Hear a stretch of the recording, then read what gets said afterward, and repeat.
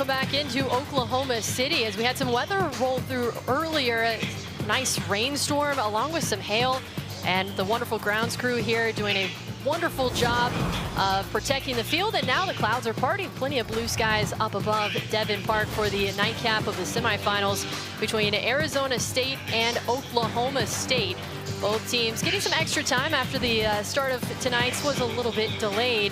And looking at last night with Oklahoma State, Ruby Malin, I mean, she was phenomenal in the circle. Had the complete game with allowing her first hit in the 7th inning. Almost had that no-hitter for Oklahoma State, but they had a 5-run 5th inning, propelling the Cowgirls into the semifinals tonight. And then if we look at Arizona State, they had a little taste of the Territorial Cup yesterday in Oklahoma City, not playing on Arizona soil, but it was a wonderful outing by Kendall Brown. She tossed a complete game of 7 innings with 7 strikeouts, and they came out with a 2-1 win to advance to face Oklahoma State. And that one was a really close game. Some really key moments for Arizona State. Big hits when they needed them most. And so the winner of Oklahoma State and Arizona State tonight will face Texas Tech tomorrow after Texas Tech run-ruled Kansas earlier today. So a lot on the line between Oklahoma State and Arizona State.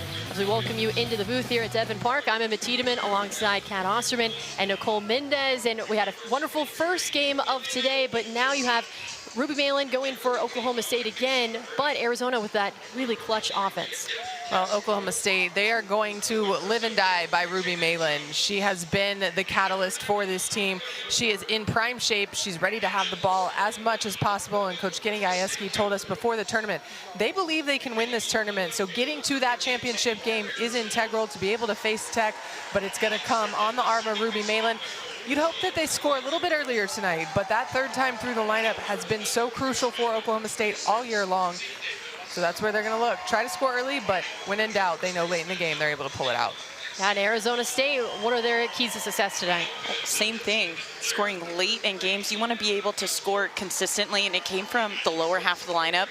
With a pitcher like Ruby Malin, who is so hot right now, you're going to want to be able to have a complete lineup against her, preparing. You know who's coming, but whenever she's on, it's the little things that matter. So making those adjustments early and not waiting until later in the game. We will take one final break and have first pitch on the other side of it. Oklahoma State and Arizona State coming up after this.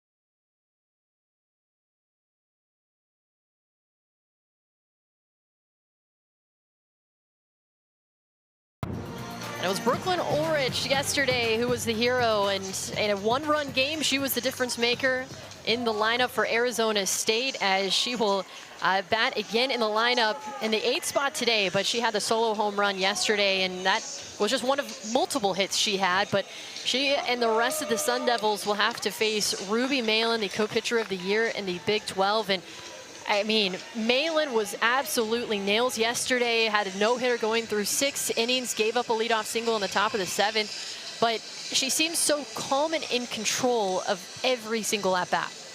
Well, Ruby Malin, she knows her repertoire. She knows who she is as a pitcher, and she is unapologetically herself out there. She will throw in the upper 60s, use drop rise, a little bit of a changeup. Her rise is the key, though, for her to be able to get that through the zone, get some swing and misses. We saw a lot of pop-ups yesterday where a lot of times she gets ground balls because of the drop. Was able to mix that rise for the easy fly balls.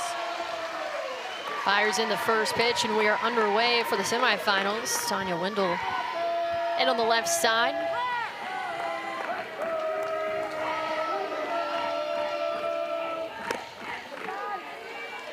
Count evens 1-1.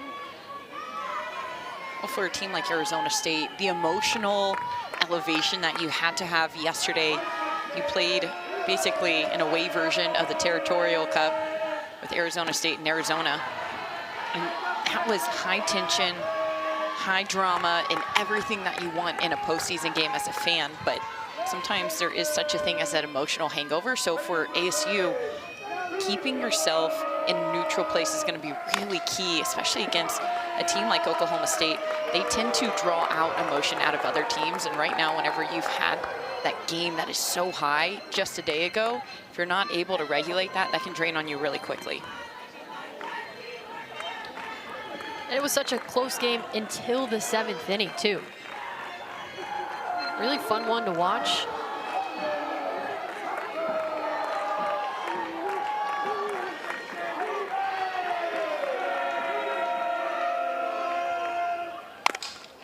Wendell sends it high to left field. Tim in on it and makes the catch.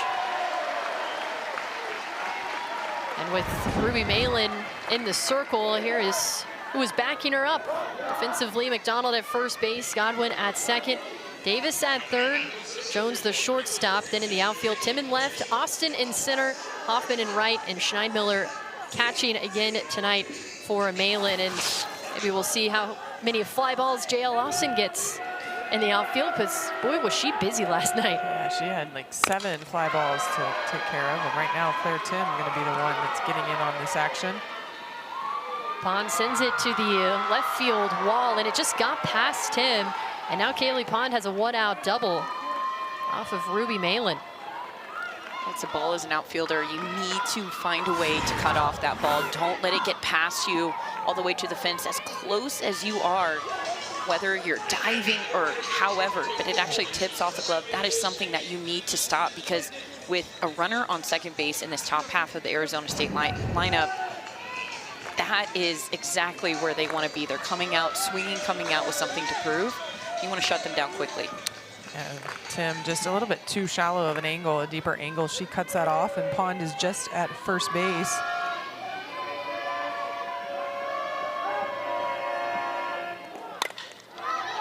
First pitch swinging to Swan, and she sends a foul back into the seats.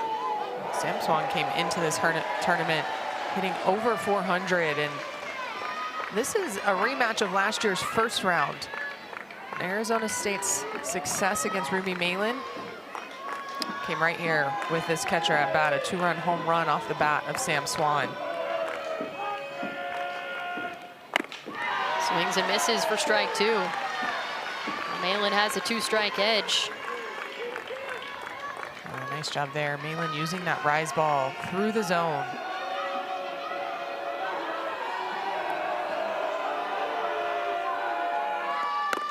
Swing and a miss, a 3-pitch strikeout. Ruby Malin is pumped up. Well, Ruby Malin's pumped up because that rise ball has been something that's been in the works all season long, trying to use it to complement the drop. And she's not just locating it well, she's getting good bite. You can see this come right through the zone. Sam Swan unable to lay off of that one. Back-to-back rise balls for Ruby Malin. Here's Emily Shep. She went 2 for 3 with a run last night.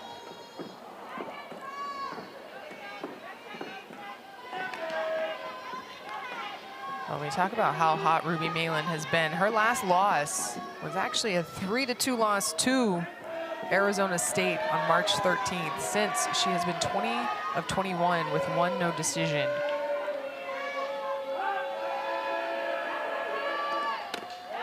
She's such a competitor.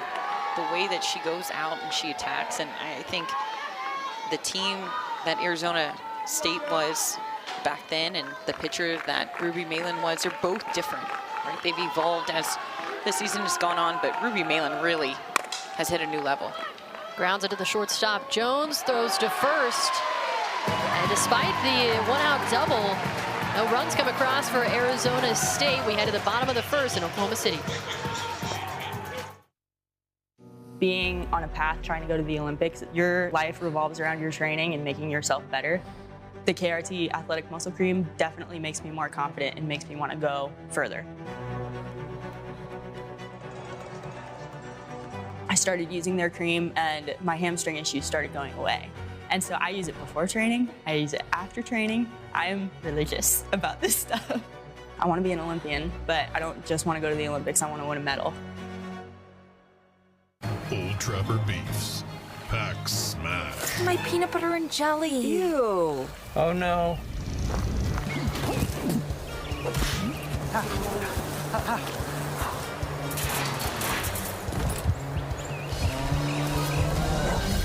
Yeah, I guess my ham and cheese didn't make it. Old Trapper. What's your beef? Now that's a great view. Yep.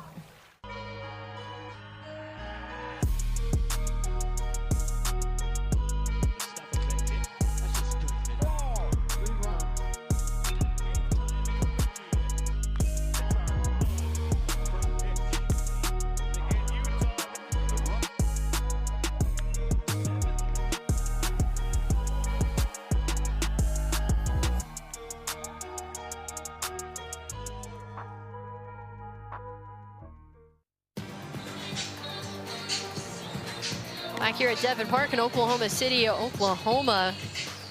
The Arizona State Sun Devils held scoreless in the top of the first. Here are how the Cowgirls line up. And you see Carly Goodwin there. She was 2 for 4 yesterday with a 2-run homer for Oklahoma State. That's actually her second home run of the season here at Devon Park. Last one came on April 15th, and she will be facing Mika Lupi, the junior, in the circle for the Sun Devils. Well, Mika Lupi really been able to contribute to this pitching staff. The number 2 for the most part.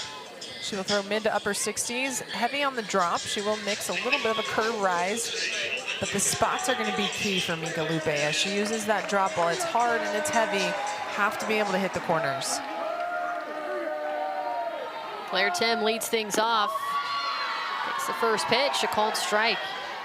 Also that bottom half of the strike zone, I feel like over the past few games that we've seen, pitchers who throw low in the zone, they've been having trouble establishing that drop ball, and whenever they bring it up, they lose that bite of the drop ball, and all of a sudden it comes like a flat pitch for these hitters to drive.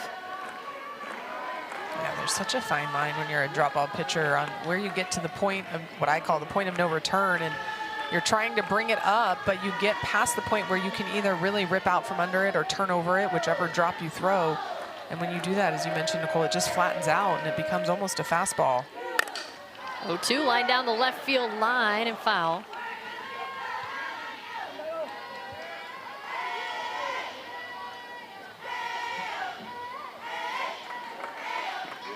Claire Tim's been strong as of late, has at least 1 hit in 22 over the last 30 games. Batting average has never dipped below 333 this year.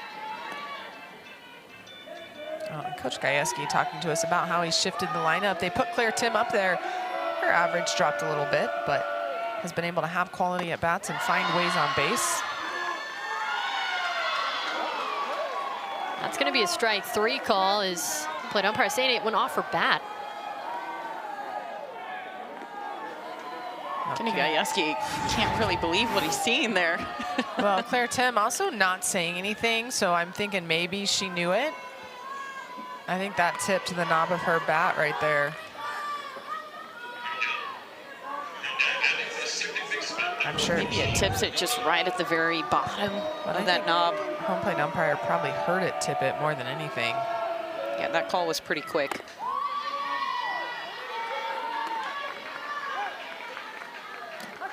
First strikeout of the day for Mika Lupi. I don't know that I've ever seen a strikeout quite like that one, though. I have to agree with you. And Godwin lines it to left field, a base hit. Cowgirls have their first base runner of the game.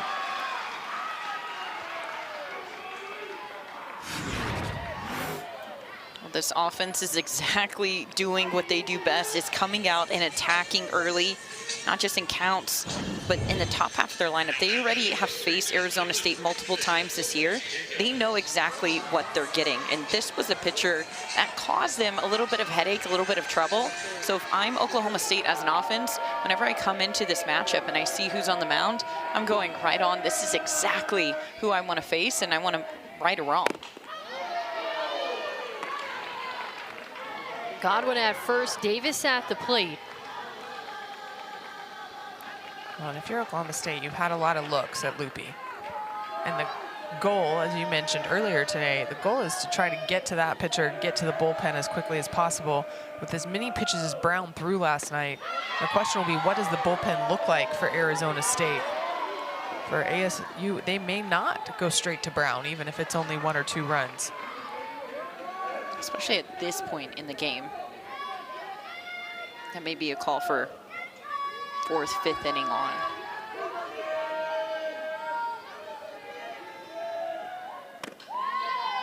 And now Rosie Davis just being patient now, ahead in the count, 3-0. 13 home runs on the year.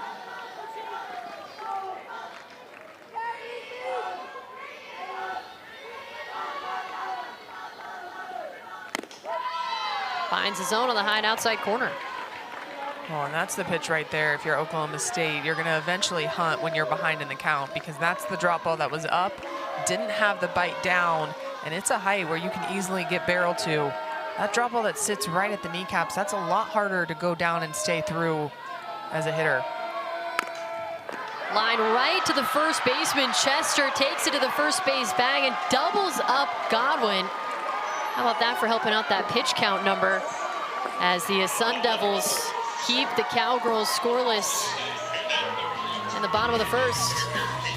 You now head to the top of the second, scoreless through 1 at Devon Park.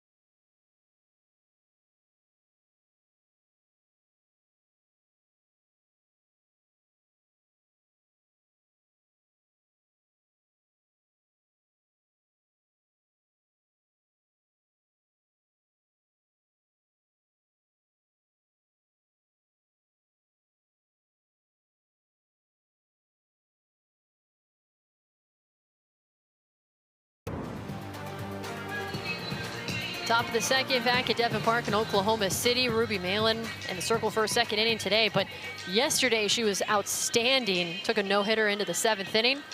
Just 92 pitches. Yeah, Ruby Malin extremely efficient, and I think you see only the 3 strikeouts, and some people might look and be like, that's not a big number, and you're used to Ruby Malin striking out a few more than that. But she got a lot of early in the count pop-ups that her defense could easily make plays on. And when you want to be able to be the one that they rely on, especially in a tournament like this, where it's 3 back-to-back days, efficiency is the key. So being under 100 pitches for a complete game, absolutely what Oklahoma State wants to see from Ruby Malin. First pitch swinging for Chester, and she sends it into center field, a leadoff single at the top of the second. Well, both these teams have had well-struck balls off of these pitchers they're very familiar with. They know what they're getting. The scout is good.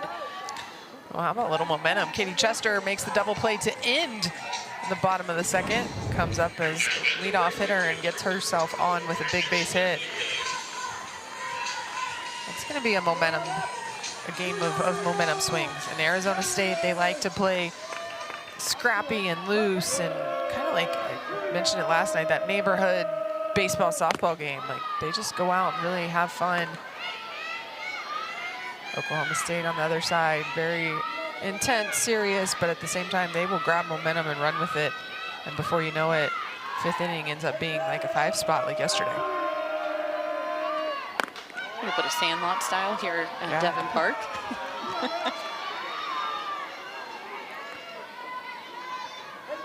Again, motion is great, but if you let it get out of control, it can get away from you really quickly. And on the ground right side, Godwin has it, only plays to first, doesn't try to force the throw to second. Chester advances into scoring position. Yeah, to your point, Nicole, you can't play the highs and lows even in the game. And we hear so many coaches talk about playing in the highs and lows of the season. And Amy Hogue with Utah talked to us about that before the tournament, and that was, she felt really was the detriment to their team this year, is when you allow yourself to, oh yeah, feel the way high, and then you kind of feel bad for yourself in the way lows. If you do that in game, there's no way your performance is consistent.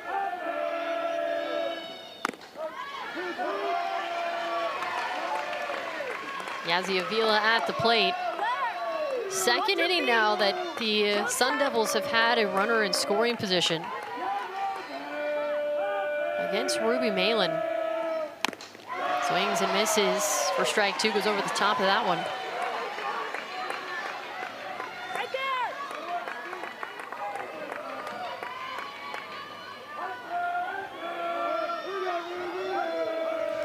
You see Katie Chester at second talking about, that was a rise ball. No surprise there. I think the scout is out. What gave you that idea? It was up at her eyes.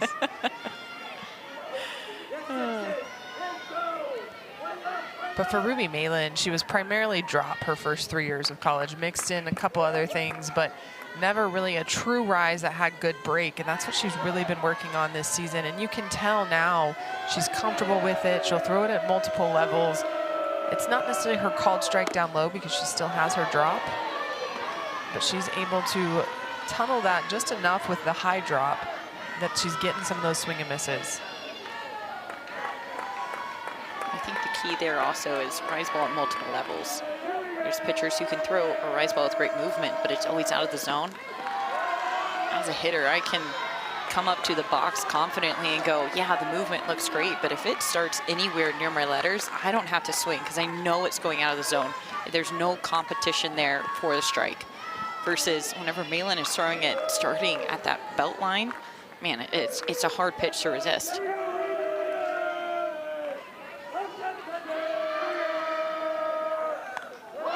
Runs inside and hits Avila.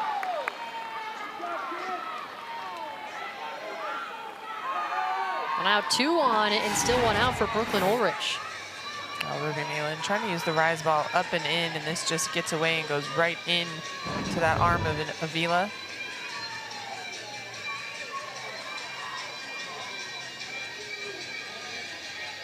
Hey, whatever way that you can get on base, take it. May end up with a bruise tomorrow. Ruby Malin, she kind of throws the heater.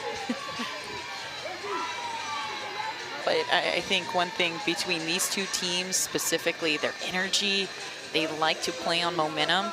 if you can do a few little things right, that is going to be the difference maker in this game. And now you have Brooklyn Ulrich, who had the homer last night. 2 on and 1 out, the first pitch. Going for Ulrich, not just the home run, a 3 for 3 night. So she was seeing the ball extremely well. Right now for Ruby Malin, it's about establishing your strike zone. She hasn't quite established consistently at the bottom of the zone. Working on trying to get the chase, but Arizona State knows they want to strike before they're going to start being overly aggressive.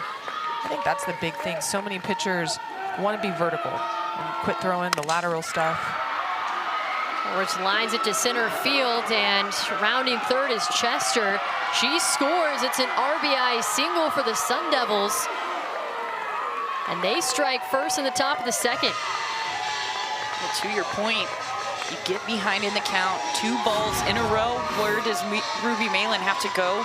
Lower in the zone, and that is exactly where Ulrich is looking, and she just drives that one hard up the middle. It's over the plate, but she was expecting that. You could see the angle of her barrel. That was the pitch that she was hunting. Well, to these lefties, she's staying arm side for the most of the time. So when you get 2-0, you can sit, drop ball arm side. If she comes inside, so what? You have 2 more pitches to work with. She's going to have to establish both sides of the plate to both right-handed and left-handed hitters. And now she's finding herself in a situation she wasn't in last night with a run already on the board. It's this one on the ground, up the middle and through. It's another base hit. Avila gets the green light. She scores, and the Sun Devils extend their lead 2-0.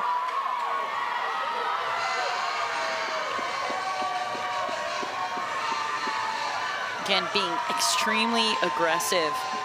Arizona State, they've had 7 first 2 pitches swings off of Malin. They know exactly what they're going after, and whenever you have a plan as a hitter and you're 100% bought in, whenever you see that pitch, there is no thinking maybe this, you just pull the trigger, and the way that the ball flies off their bat, good things tend to happen. Well, I'm gonna go again. Tiare Ho-Ching, that ball was not an inside pitch. If you don't establish you're going to throw inside, they're going to be able to get barrel middle out, and that's what they're doing. They're taking a drop ball, not trying to do too much with it, just going right up the middle. The other thing to point out, both of those ground balls, JL Austin has bobbled in center field, so they haven't even had a chance at the play at home, and especially the last one, they might have had a chance to get Avila.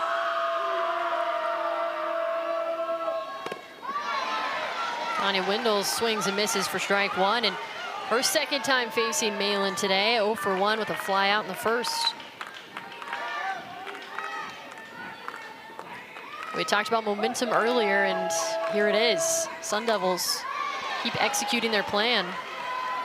Well, and let's point out again, it's the bottom part of the lineup that is coming through for Arizona State. 7, 8, 9 have really been the ones to be able to make the action happen for the Sun Devils. Well, they're making some action happen right there in the dugout. A little bit of left, a little bit of right. What does it say about the longevity of Arizona maybe in the postseason to see production in this part of the lineup, knowing the damage the top of your lineup can do? When it's all clicking, Arizona State could go pretty far. But if you can get it all clicking, obviously that's the goal, to peak come postseason. But right now, at least in the Big 12, the top of the lineup, other than Kaylee Pond's double today, hasn't really been able to do a whole lot. So now, can the momentum, the energy of Katie Chester down lead into the top 4 starting to gain some confidence? Windle taking her time as she spoils another from Malin.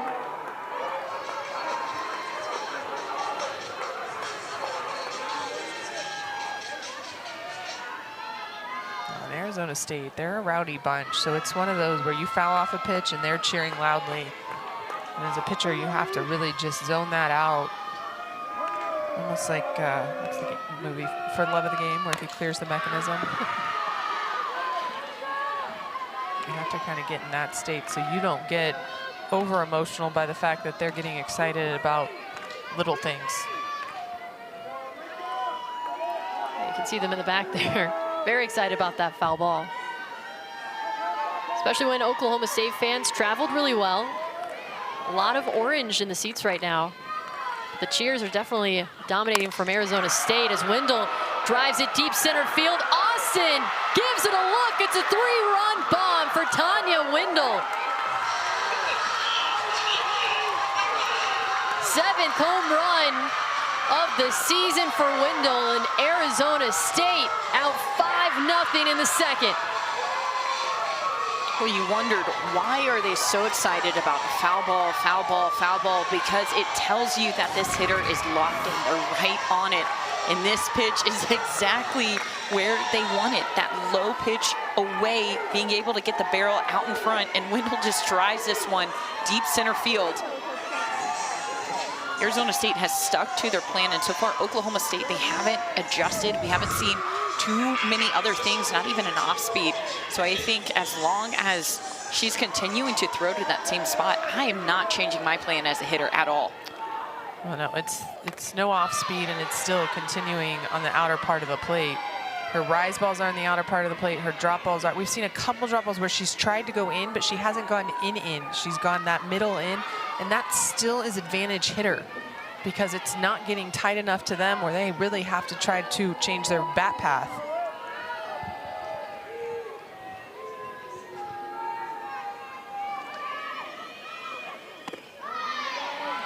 Now with everyone back in the dugout, I would assume that the hitters that have had success, now they're all trying to talk with their teammates about what worked well for their at-bats. Well, you know, there's conversations about what they saw. I'm sure Katie Chester went in and explained the upspin she saw. Hard hit ground ball right to the shortstop Jones, but I think it went through her legs into left field, and so the Sun Devils continue to add on another base runner here in the top of the second. Momentum, momentum, momentum. Arizona State is picking right where they left off from yesterday. This one hit hard, but that's a ball that needs to be stopped by Jones. Goes through her legs, her body just comes up, that chest too soon. Anticipates a hop, but on this field, most of the time you're gonna get pretty smooth, easy hops. Well, and it was a hard hit ground ball, but you're right, she needs to make a stop on that. As a defender, sometimes whenever the balls hit so hard at you, you can almost get caught frozen and you rock onto those heels. Even just a tiny half step forward really helps you move through. I think too, and no fault other than Ruby's trying to do her best, but when you're getting hard hit after hard hit after hard hit, a home run, even the defense starts to get a little panicked and stressed. Because they're expecting more balls hit like that at them. Well, you start to get stressed just in the fact that you're seeing the runs amount. There's not a lot you can do about it. You don't get lulled to sleep, but you just get into this almost panic mode to where try to do too much and just get away from the clear fundamentals.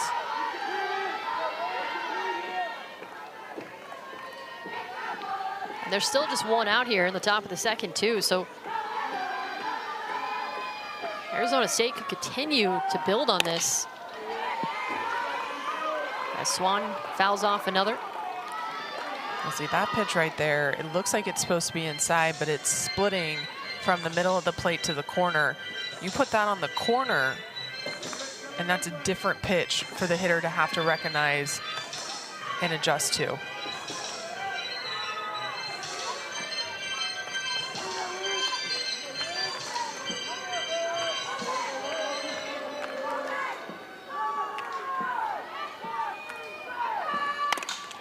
Swing and a drive to right field. Hoffman back on it. Onto the warning track. It pops out of her glove.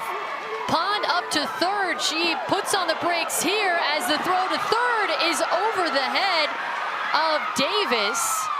Arizona State scores another. As it looked like Pond and Swan were going to be caught between second and third. A little bit of an overrun at second. Oklahoma State tries to throw that to third. A little bit too much on it. Results in another run. This is where Oklahoma State, Kat, you just talked about it. The defense, they speed up. You have the outfielder just playing a little bit too shallow, and Hoffman trying to make a catch when she should be fielding that off the wall. And then after that, the bad throw to the relay overthrows her third baseman, and then there's more and more and more chaos, and it is so easy for things to spiral out of control. That's why I really like the fact that Oklahoma State, they took the time to pause, they took the time to talk, because as a defender, that can feel like it is rushing, and the game can quickly get out of control.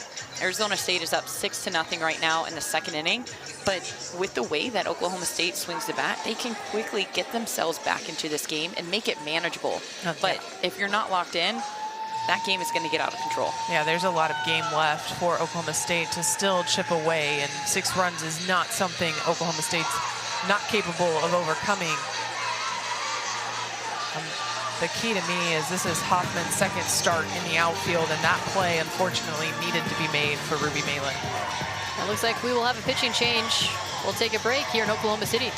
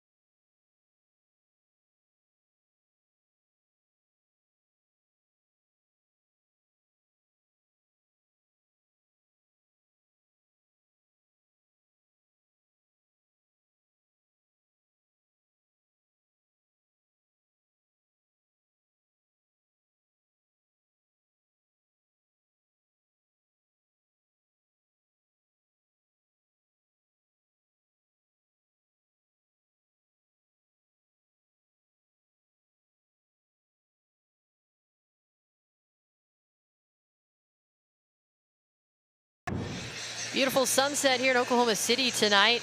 After the rain and the hail, they turned it into a perfect night for some softball. And right now it is Arizona State Sun Devils with a 6-0 lead over Oklahoma State. And it is Riley Crandall taking things over in the circle for the Cowgirls. Well, Riley Crandall, the senior, gonna come in a little bit more side to side, curve screw, a little bit of an off speed, not so much vertical. Be interesting to see how this plays, as Arizona State has been able to sit pretty much one side of the plate and been able to execute that plan. But at the same time, I don't believe the confidence is going to wane, as in their series, Arizona State got to Crandall early as well.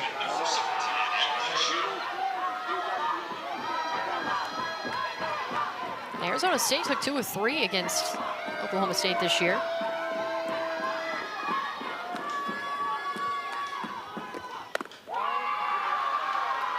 Sun Devils still threatening with Swan at second. This has been a big issue for Crandall this year, is being able to have control as well as work ahead. And you see both these pitches, one was supposed to be a screwball, one a curveball, both high in the zone.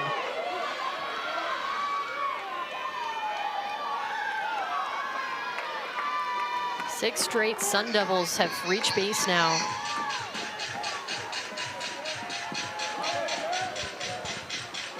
Swan standing at second.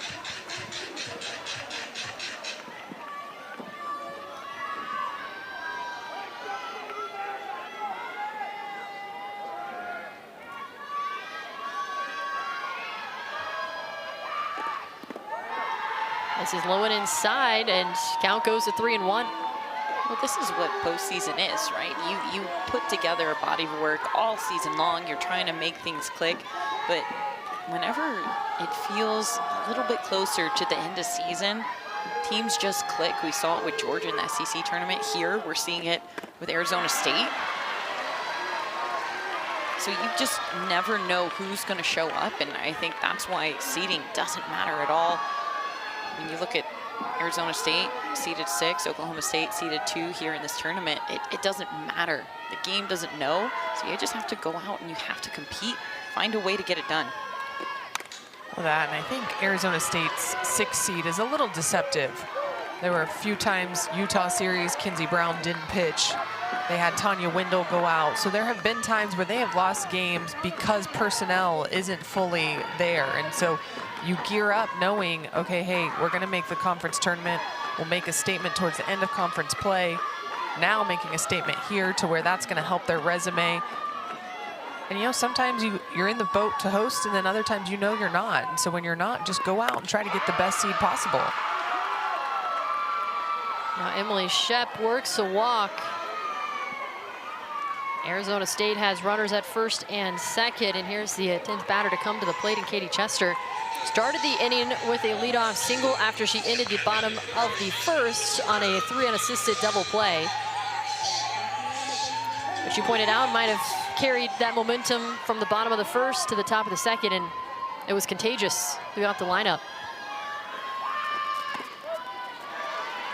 Oh, and remember, Oklahoma State threatened in the bottom of the first. Had a runner on. Rosie Davis fouling off a lot of pitches. Katie Chester makes the double play and then carries that to the plate.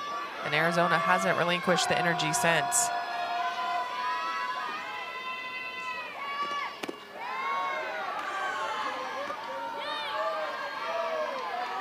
Now it seems like Sun Devils hitters are being a little bit more patient against Riley Crandall. It's like you're reading my mind. I was just thinking that.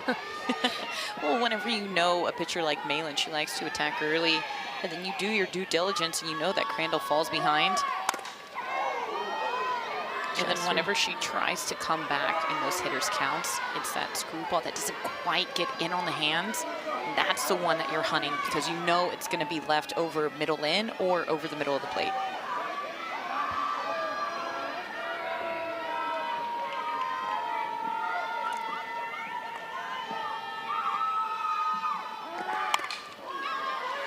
Another foul ball by Chester.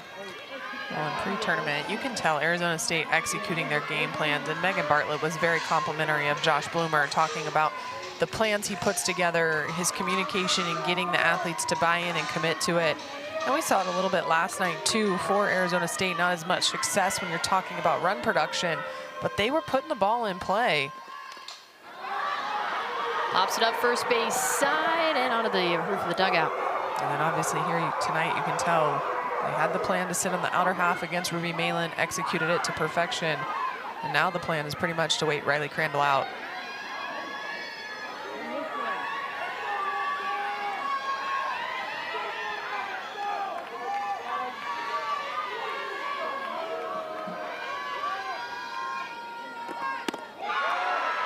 This is outside, count evens 2-2. 8 of the 9 Arizona State batters this inning have reached base. Shep at first and Swan at second.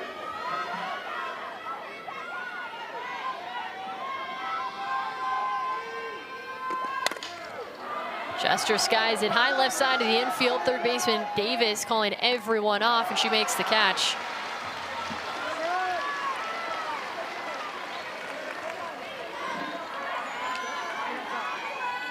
Second out of the inning. A big out right there for Riley Crandall as she continues to work. Again, 14 pitches, just 2 hitters. But Oklahoma State gonna have to lock back in. Even on that fly ball right there, Davis called it. But if that were to fall, Sam Swan could advance, and nobody was covering third. Riley Crandall started heading that way, but really Jones should have probably popped in behind Davis to make sure that was covered. Because the higher it goes, a lot of times the higher it'll bounce if it does get dropped.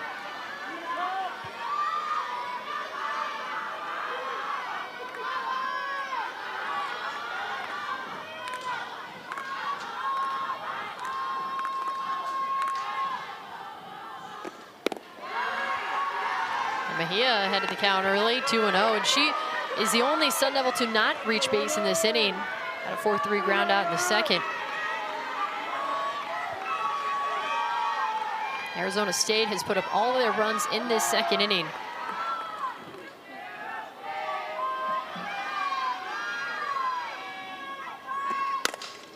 Sends it high to center field. Austin back on it now, cuts to her right and makes the catch. And that ends the inning. But 6 runs come across for Arizona State, highlighted by the 3-run homer by Tanya Wendell. Head to the bottom of the second here in Oklahoma City.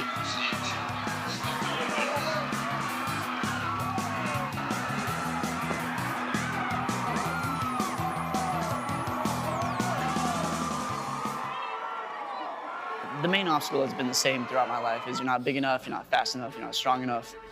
And so just kind of having that chip on my shoulder of like, all right, head first down some ice, that's the way we're gonna go.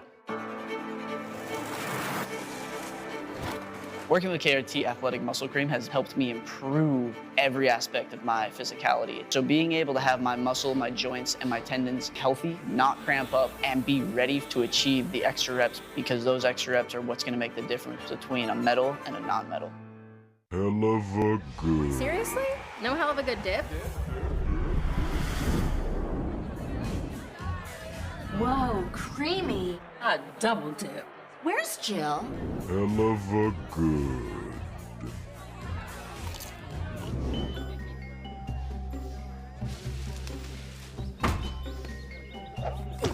It's not a party without hell of a good.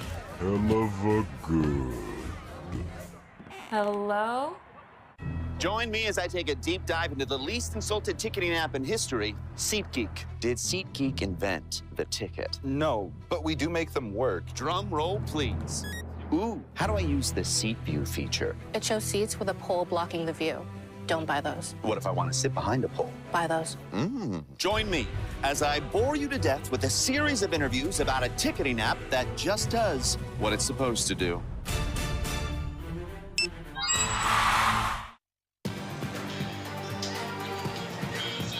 Bottom of the second inning back in Oklahoma City. Here at Devon Park in Arizona State, up 6-0. Putting up 6 runs in the top of this second inning. Chipping away with a few singles, and then it was a 3-run homer by Tanya Wendell. On the bottom of the second will be 4, 5, and 6 due up. It's the right-hander, Mika Lupi. That's McDonald leading off. Well, after an inning like that, the only hitter that I would want up right now is Lexi McDonald. She is such an energy boost for this lineup. Gajewski had nothing but good things to say about her. Whenever he puts her in the lineup, not only does she get the hits, but also the team takes on her energy, and it's scrappy, it's loud, it's aggressive. It is everything that, what he says in his mind, a cowgirl softball player should be. Yeah, he talks about it being the cowgirl way, but he said they had to make a change in the lineup to figure out how to get her in every day, just because, like you said, her personality, infectious, influxes the team. Everyone starts to change when Lexi McDonald is in the game.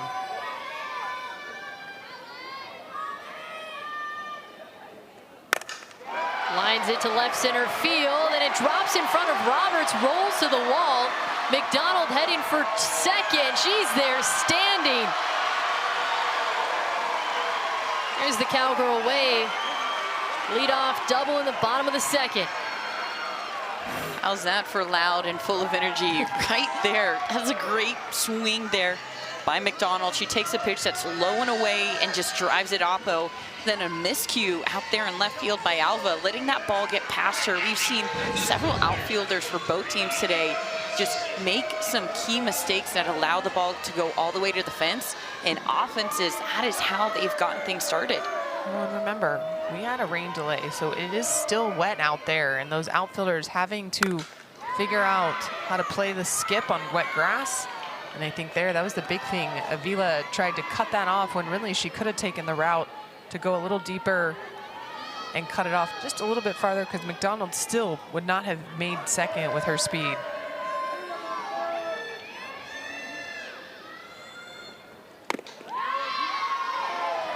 Pitch to Hassler, misses outside. Count evens 1-1.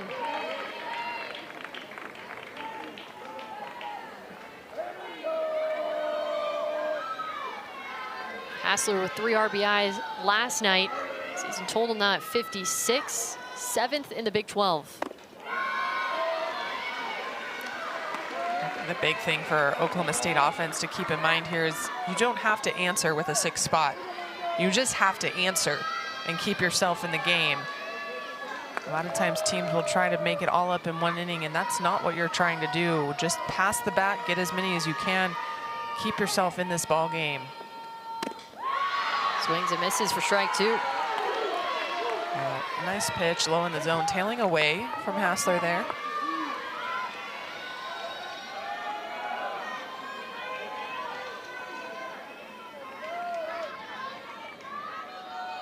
And that passing the bat is sort of what the Sun Devils did in the second inning.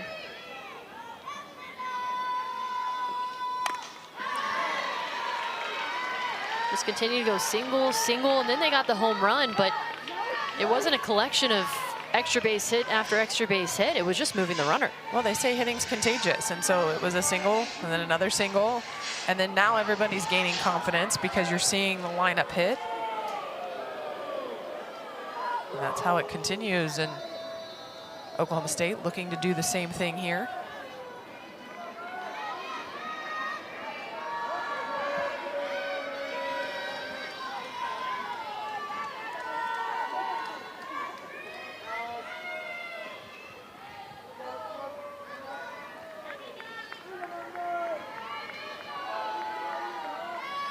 Quick time called.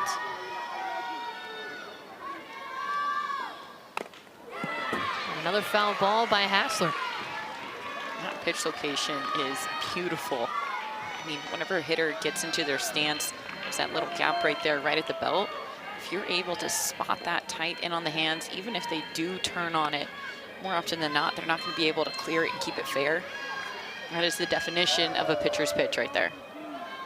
Well, and as a pitcher, you want that. There's sometimes pitchers think a foul ball doesn't work in their favor, but it absolutely can.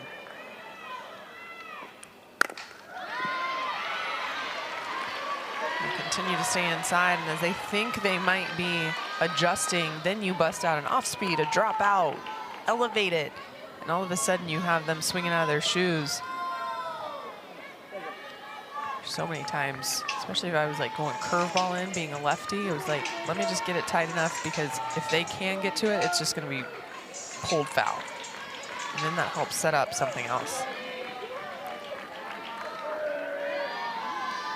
Here's another 2-2.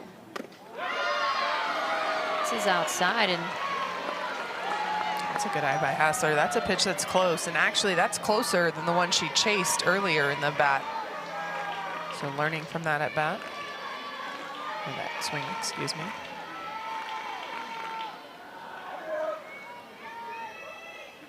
Payoff. Line to the second baseman, Ho Ching, throws to first. Might have taken a hop, and so McDonald advances to third on the play. And here is who's playing behind Loopy, and it's Chester at first, Ho Ching second base, Shep holding down the hot corner with Ulrich the shortstop, Vila in left field, and Pond in center, and Mejia in right. Even with Hassler not reaching base, that was a hard hit ball. You saw the discipline throughout that at bat. Like you said, Kat, she started off chasing, and then as a hitter, how quickly can you reel yourself in and go, nope, that's not my plan. Let me adjust, let me get back to my zone.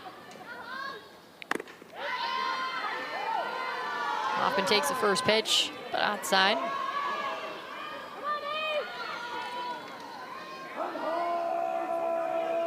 Another thing as a hitter too is to identify what you think is a strike and what's actually being called a strike. Because if I'm a hitter and something that might be a strike somewhere else isn't being called, I don't have to swing at it. It makes my job easier.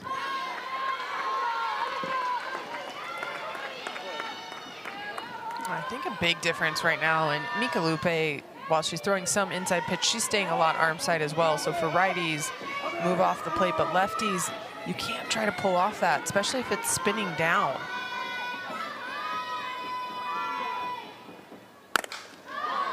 It's hit high, the right side of the infield. Ho Ching back on it, feet on the grass, she makes the catch.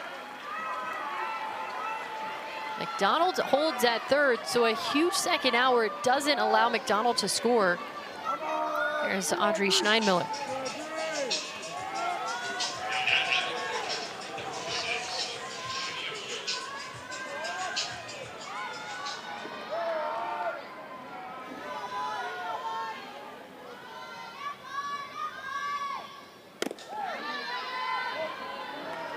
He goes outside for the first pitch. And Lupe really improved this year. You can see better spots, better spin, and really more consistent execution out of the junior. Which is such a huge advantage, because whenever you have an arm like Brown, you want to go to her and use her, but you can't use her every single pitch of every single game. So to be able to have another arm that's really stepped up and eats up a lot of those innings, that is extremely helpful going into postseason. And really been a viable number 2. Same role last year, except for the consistency wasn't the same. And so Loopy really cashing in as a junior. And remember, they had a pitching coach change in January. John Barkfield has come over for this spring semester. And he has been the brains behind quite a few really good pitchers. Was able to take Tulsa to the postseason multiple times because of the pitching he could develop. Moved to Oklahoma State, helped Kelly Maxwell reach some of her potential before she transferred. Finds a zone and the count goes full.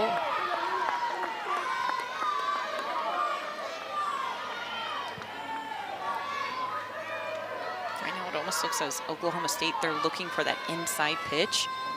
They're not getting it. Like you said, she's been going arm side for majority of the game, but Loopy making that adjustment. Grounds it to the right side and through for a base hit. McDonald scores, and Oklahoma State is on the board here in the bottom of the second. Pat, you talked about the importance of you don't need to score them all at once, but you do need to answer. Oklahoma State had a runner at third, got 2 quick outs, and then to be able to do this, not overswing or anything like that, but to find a hole and get that runner 60 feet. That right there says Oklahoma State, they know that this is a long game and it's a process to get back those 6 runs. Well, it is a process, and it's not the big swings. I mean, think about it. Arizona State didn't get 6 on big swings. They put together some consecutive hits, and then with the confidence, as we mentioned, the big ball came. But you saw early on, not big swings, just taking drops right back up the middle. And right now, Oklahoma State has to do the same thing. But to your point, Nicole, there have been a lot of pitches over the plate that Oklahoma State hasn't swung at. And whether you're sitting inner half or outer half, middle is still part of both of those plans. I think that sometimes as a hitter, you try to get too granular and too perfect of, well, if it's not there, then I don't hit it. If I'm not 100% on time, then I don't swing. Versus majority of the time as a hitter, you're not 100% on time. You're not squaring up the ball 100%, and yet you can still hit a ball out. You can still get a ball through the infield and be effective, even if it isn't at that 100-100 number. What you do want, though, is that attack, aggressive mindset from a hitter. Jones grounds a foul first base side. That was Oklahoma State's 300th RBI of the year.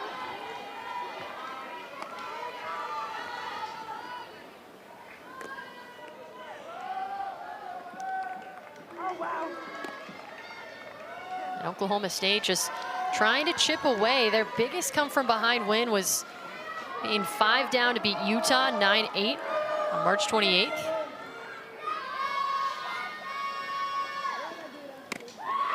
Swing and a miss, count evens 2-2.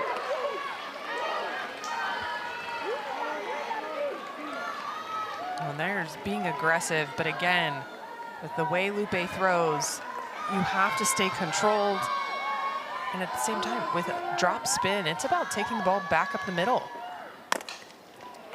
Takes it back to the pitcher, and Lupe throws to first, and the inning comes to an end.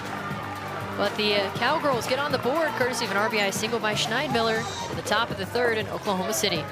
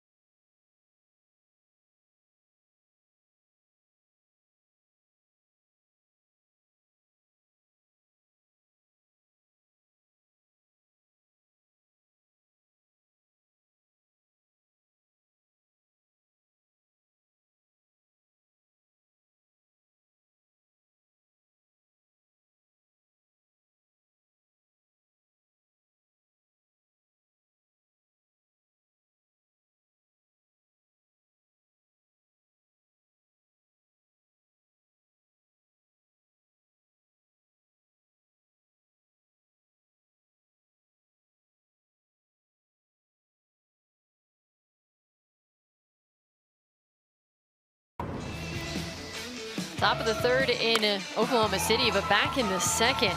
Got them 6 runs come across for the Sun Devils, but it was good contact from a few singles and then a 2 or 3 run blast by Tanya Whittle over the center field wall. And Arizona State put up a 6th spot.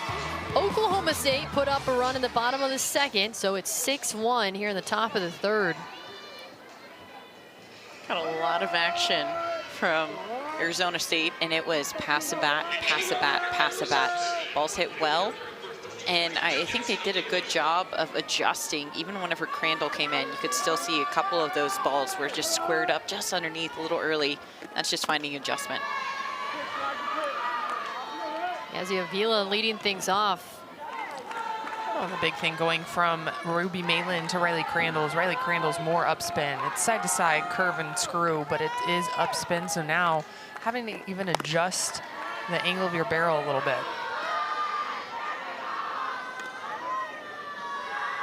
She was hit by a pitch, so she didn't really have an opportunity to even try to put the ball into play.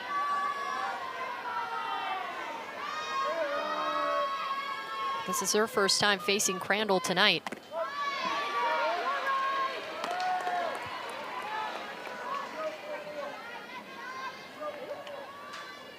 Crandall came in the top of the second, issued a walk to Shep, but then was able to retire the next 2 batters she faced to get out of the inning.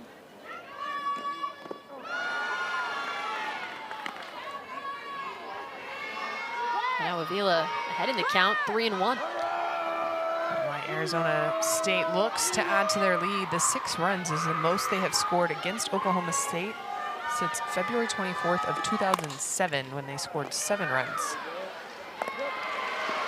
Avila is retired with the ground out.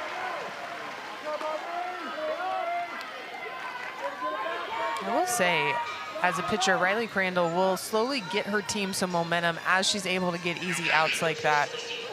As the defense can work and they continue to hold Arizona State at bay, Oklahoma State can start to create some of their own energy, own momentum to take to the plate.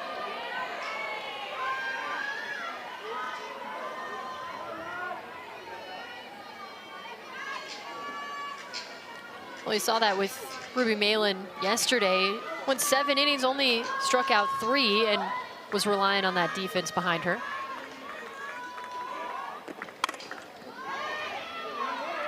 Ulrich grounds it foul, and Ulrich has really been spectacular her last couple of games. I mean, you say games, but really her last 4 at-bats. 3 for 3 yesterday, and then continues to build on it with an RBI single and a run scored in the second.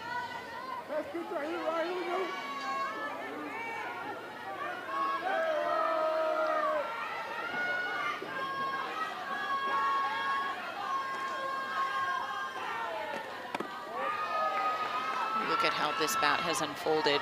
Very first pitch was a screwball. Ulrich, she's talking to her dugout saying it's a screwball, and then the very next pitch, tight in on the hands, and then again away. So I think that east and west is something they didn't have to struggle with as much against a pitcher like Ruby Malin, who predominantly goes north and south. So whenever you have that east and west as a hitter, it's really hard to be able to work that timing to reach both sides of the plate.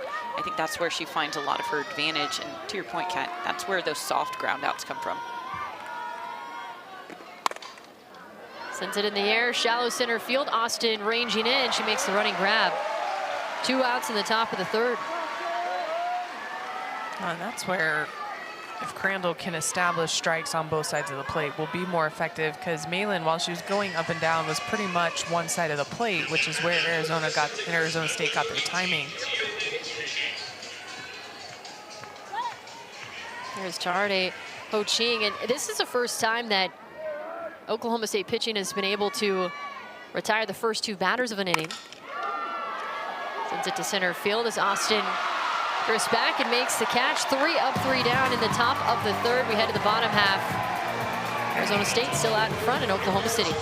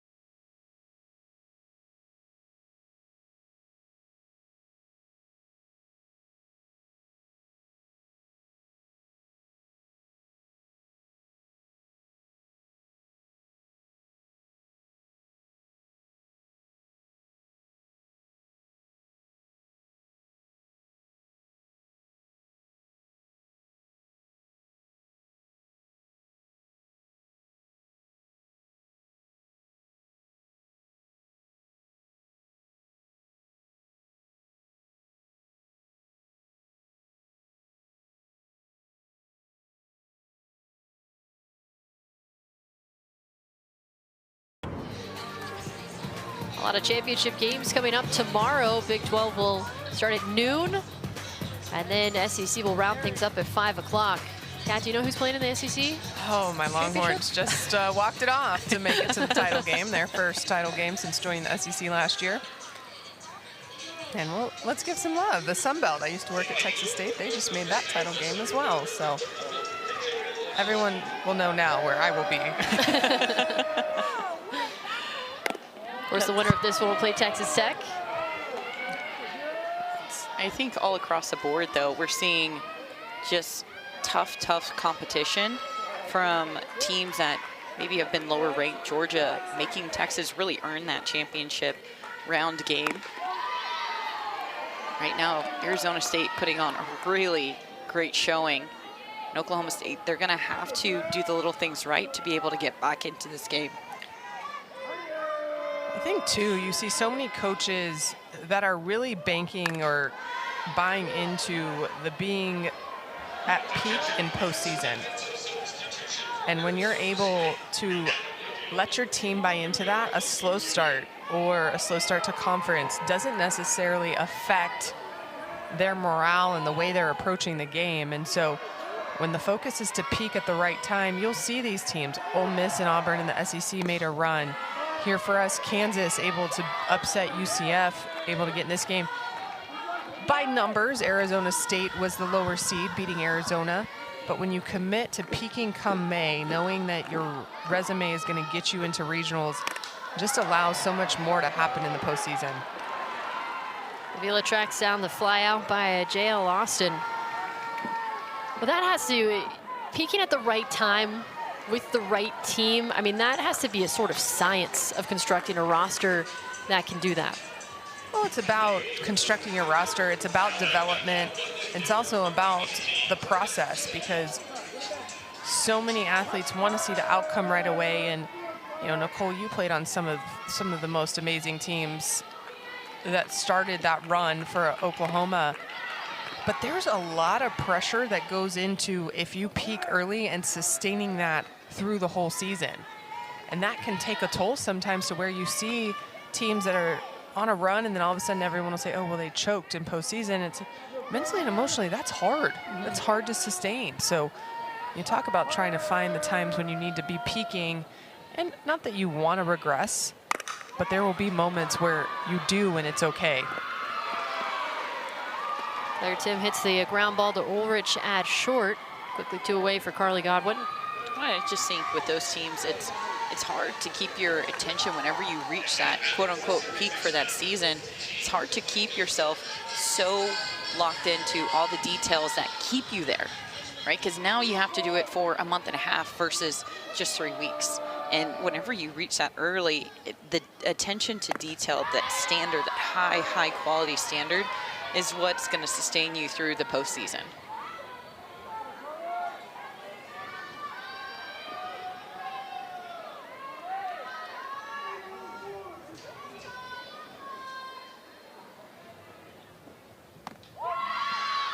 Called strike inside as the count evens to Carly Godwin.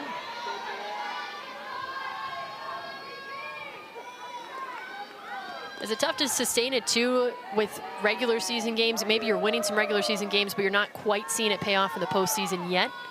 Try to kind of ramp up to get those wins. I think also if you're letting yourself focus so much more, yes, your focus is getting the win, but whenever you're really dialed into the little things, it's, did I execute this play? Did I execute this at bat, this pitch, whatever it is, but it's smaller scale. It's not the whole game, right? It's not the whole series. Yes, that's the ultimate goal. Whenever you do those little things right, it pays through. Chester under it, makes the catch. And it's 3 up, 3 down in the bottom of the third. We'll talk to Megan Bartlett after break here in Oklahoma City. Being on a path trying to go to the Olympics, your life revolves around your training and making yourself better. The KRT Athletic Muscle Cream definitely makes me more confident and makes me want to go further. I started using their cream and my hamstring issues started going away. And so I use it before training, I use it after training. I am religious about this stuff. I want to be an Olympian, but I don't just want to go to the Olympics, I want to win a medal. Old Trapper Beefs. Pack smash. My peanut butter and jelly. Ew. Oh no.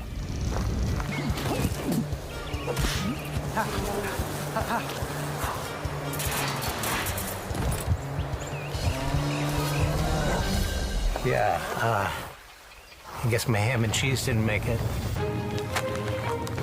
Old Trapper, what's your beef? Now that's a great view. Yep.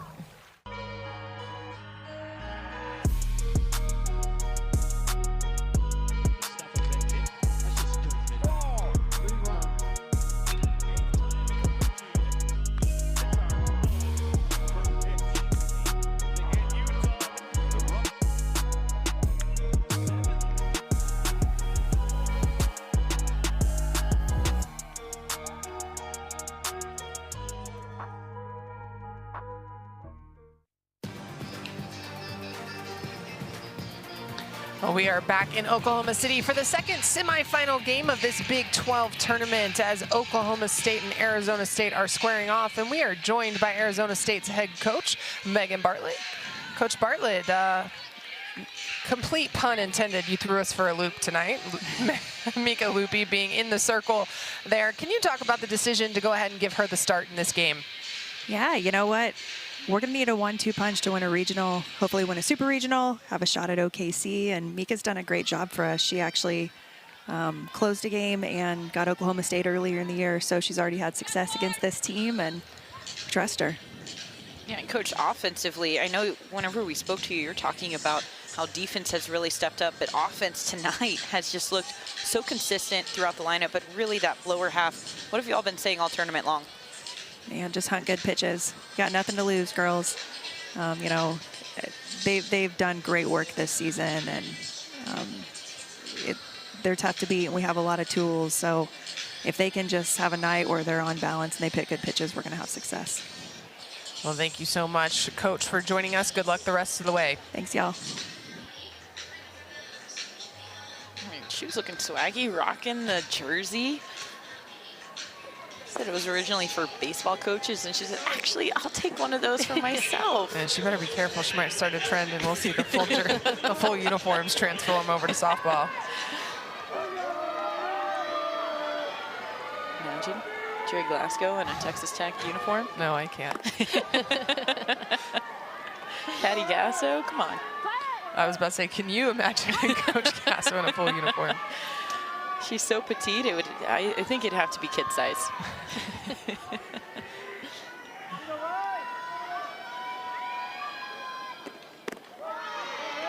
Here's Tanya Wendell, and she had the 3-run homer in the second. Talk about hunting good pitches. They seem to have saw a lot of those in that second inning.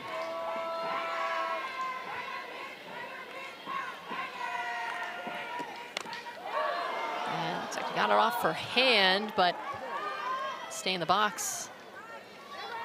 I think that got just the butt end of the knob, and whenever your hand is hanging onto the bat like that, it'll kind of nick your, kind of that fat part of your lower hand. The meaty part? Meaty part. Hopefully. Thank you. I was trying to figure out what that is actually called. I never took anatomy, so. It is the official name. It's the meaty part.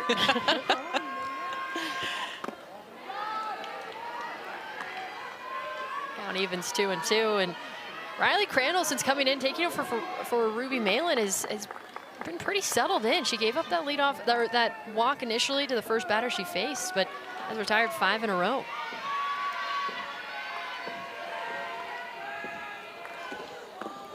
Swings and misses for strike 3, and now Crandall has her first strikeout. Well, that a nice off-speed pitch from Riley Crandall, and we haven't seen that yet here in this relief appearance. That's a nice downward movement on the outer half. See as she gets over the top of that, it's slower, it's rotating down, but it matches up where her screwball is located, and so she's able to get Tanya Wendell on the swing and miss. As a former pitcher, I feel like there's just something so sweet about getting a swing and miss on a changeup on an off speed. It just, the fact that you have to sell it, you have to be deceptive, and to see a hitter just completely get out of their legs, it's my favorite thing. Would the cherry on top of that be it's for a strikeout as well? Oh, absolutely. That walk back, I would smile a little bit, and then I'd turn around and my face would just be stone cold again. Yeah.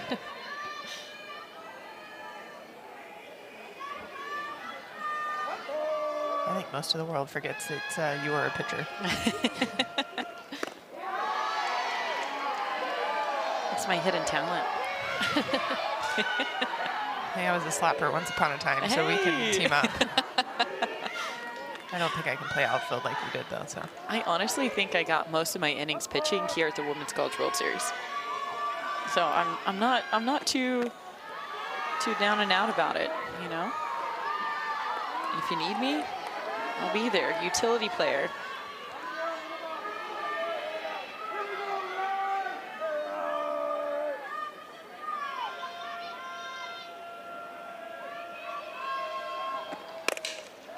And on the ground right side, Godwin tries to backhand it.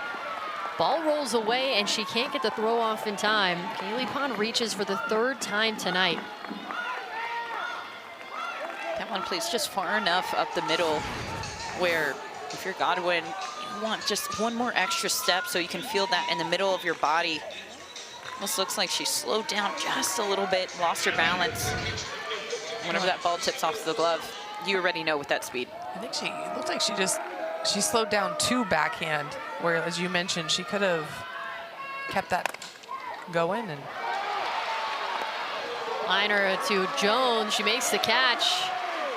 Tries to double up Pond, but Pond gets back safely. A little bit of revenge for that double play off of Oklahoma State back in the first. They're trying to get the same thing. yeah, Sam Swan, she drives this one, but just right where Aubrey Jones is. Got another hard contact off the bat of ASU's catcher. 2 outs for Emily Shep. Shauna Walk, and she actually was the first batter to face Crandall in the 2nd. Had the full count and was issued the free pass.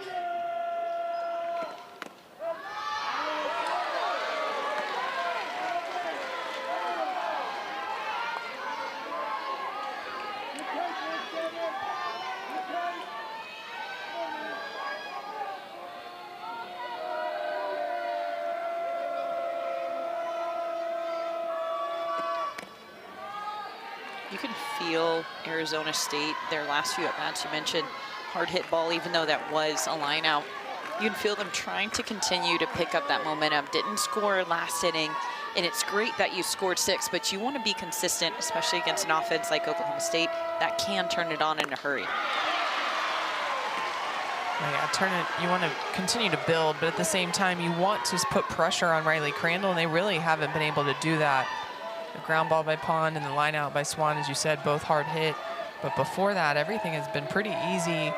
The fly balls, even the line drive to center field by Ho Ching wasn't hard. Well, she pulls that one pretty hard down at Bloomer. Just off the hands. I mean, he's pretty bold. Most of the time you see third base coaches and they're way back almost by the outfield. He is just right up there, although he is taking a few steps back right now. After that one, he's like, okay, I'll go ahead. Oh, nope. He's right back. Runner goes, throw to second is in time. Schneidmiller catches Kaylee Pond stealing second base. That ends the inning. And what a momentum shift for the Cowgirls as we head to the bottom of the 4th in Oklahoma City.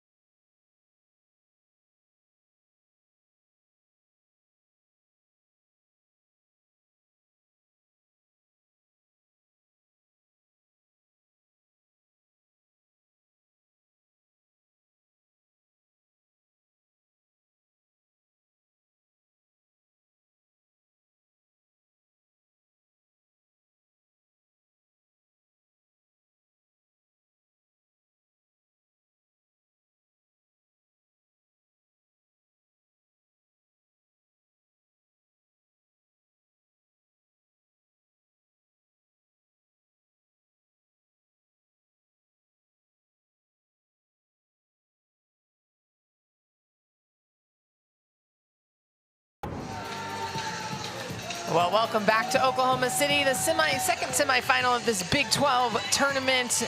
Oklahoma State facing off against Arizona State. We are joined by head coach of the Cowgirls, Kenny Gajewski. And coach, a little bit of a rough start from Ruby Malin, but Riley Crandall has really come in and calmed the ASU bats down. What have you liked about her outing so far? Yeah, she's just, the ball's moving some. I thought Ruby was fine, except the ball was flat, you know what I mean? So she's hitting her spots and doing that stuff is just flat. And Riley's come in here, has been a little bit effectively wild, which has been good, and her ball's moving some. So just got to keep them here and see if we can't just scratch a couple more across and put the pressure back on them. Well, Coach, sounds like you guys got the momentum, the energy of the crowd after that runner at second was thrown out. Offensively, though, what is the focus, the adjustment that you're looking to make?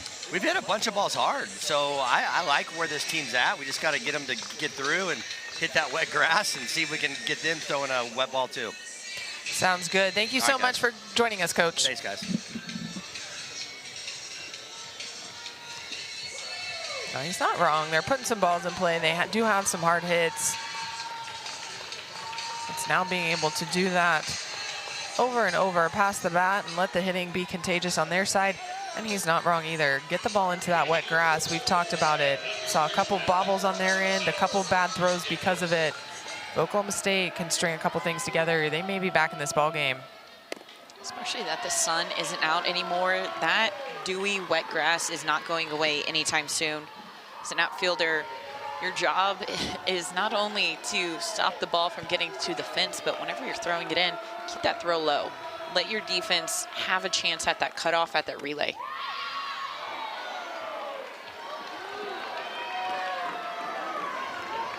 Hoopy wanting that inside pitch. You can see a little bit of a smile from her. Well, it is a really nice location. It was in a bit, but more of a pitcher's pitch. It's a foul tip.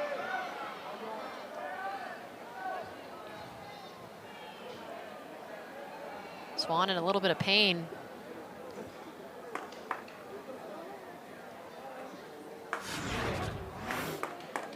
And immediately, Loopy, she called time for her catcher. Oh, that just square right in the middle, inside part of the thigh. That one hurt. Got that Tell Sam Swan down. And still down right now, so you know, as a catcher, they're the toughest person on the team, hands down, that they go through day in and day out. So if she's still on the ground, you know that is extremely painful. Yeah. Well, probably keeping head down so nobody can actually see her reactions to that.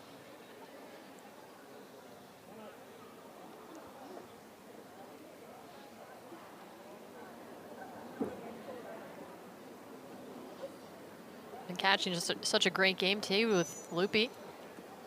Well, and she is their backstop. Shep is their other catcher. She's been solid at third, so they've been using this tandem of Swan behind the plate and Shep at third. I believe Swan will stay in the game, just needs some extra time to shake that off and catch her breath.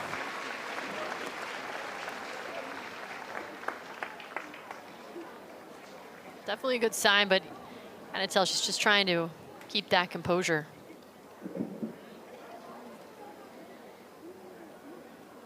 Did a towel wipe the face off? I mean, again, the catcher is the toughest, I mean, day in and day out, the toughest athlete on the field. Just what they go through and what they're able to handle. I mean, that right there is a gamer. That hit was a tearjerker right off the bat.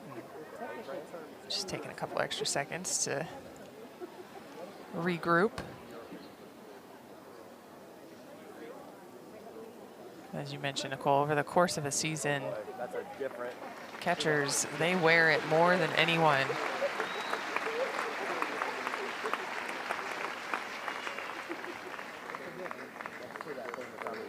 outside of my toe. And even through the tears on her eyes, you can see the smile. So not only the toughest, but a little crazy too. And I think the best ones are, right? Yeah, I mean, well, I they're think the best. the funny thing is if you get to know Sam Swan, she's the most even-keeled. Nothing phases her. there's no high, there's no low. So she can call you and tell you, hey, this is the worst day, and explain why, and then she can call you and there might be a hint of like, hey, I had a great day, and then it goes back to. And so I'm sure she had some joke about how she's gotten hit so many times or whatever it is, but talked quite a bit to their SID, Chris Brown, and every time he's like, oh, Sammy, I'm like, she's Iron Woman. She's literally Iron Woman, so she will stay in the game at all costs as long as she can still operate. It's a swing and a miss from Rosie Davis. Count evens 2-2.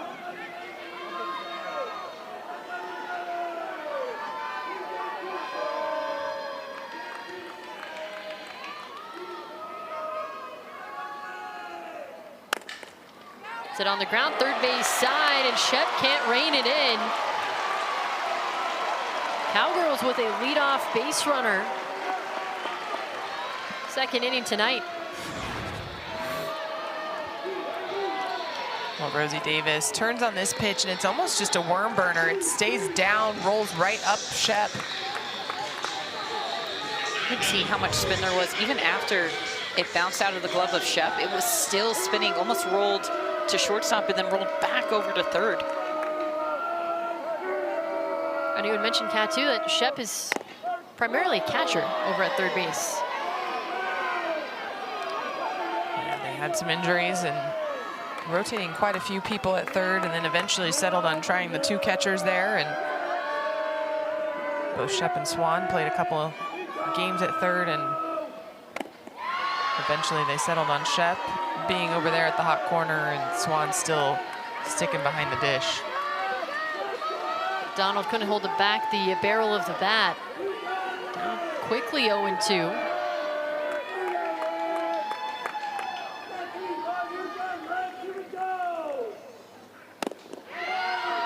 Still a dangerous place for this hitter. Again, the one who is a spark plug for Oklahoma State.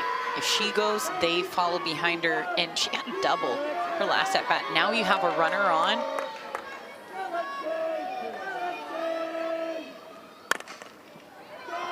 Grounds it foul, and I mean, McDonald's had that leadoff double in the second.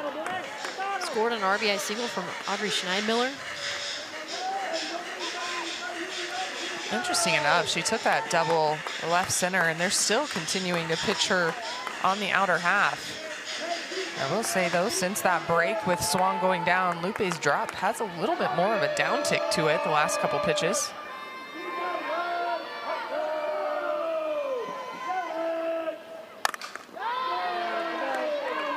Spoiled another one into the seats.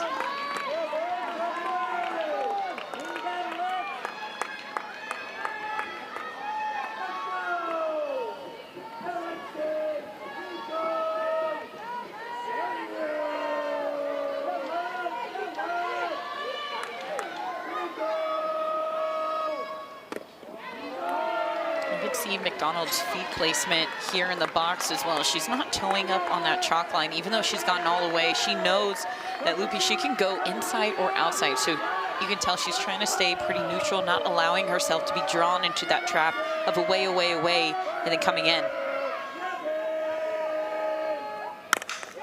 Lines it to left center field. Another base hit for McDonald. Davis up to second. And Oklahoma State putting together some good at-bats as they threaten here in the bottom of the fourth.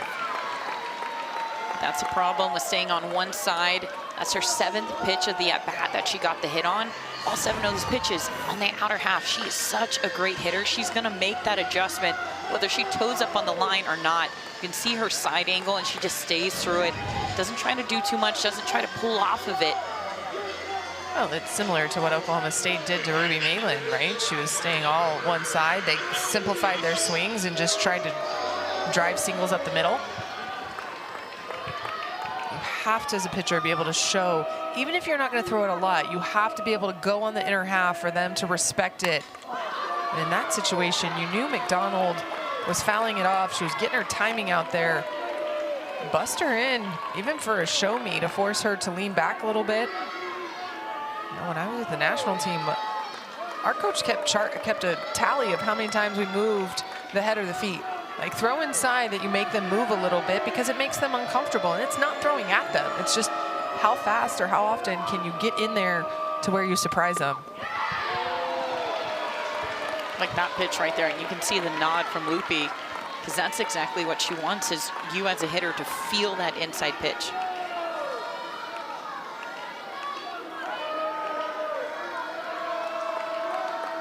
Two on, nobody out in the bottom of the fourth.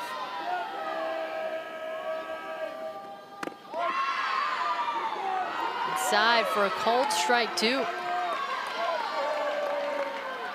There's some action in the Arizona State bullpen. Looks like Aisa Silva is down there throwing.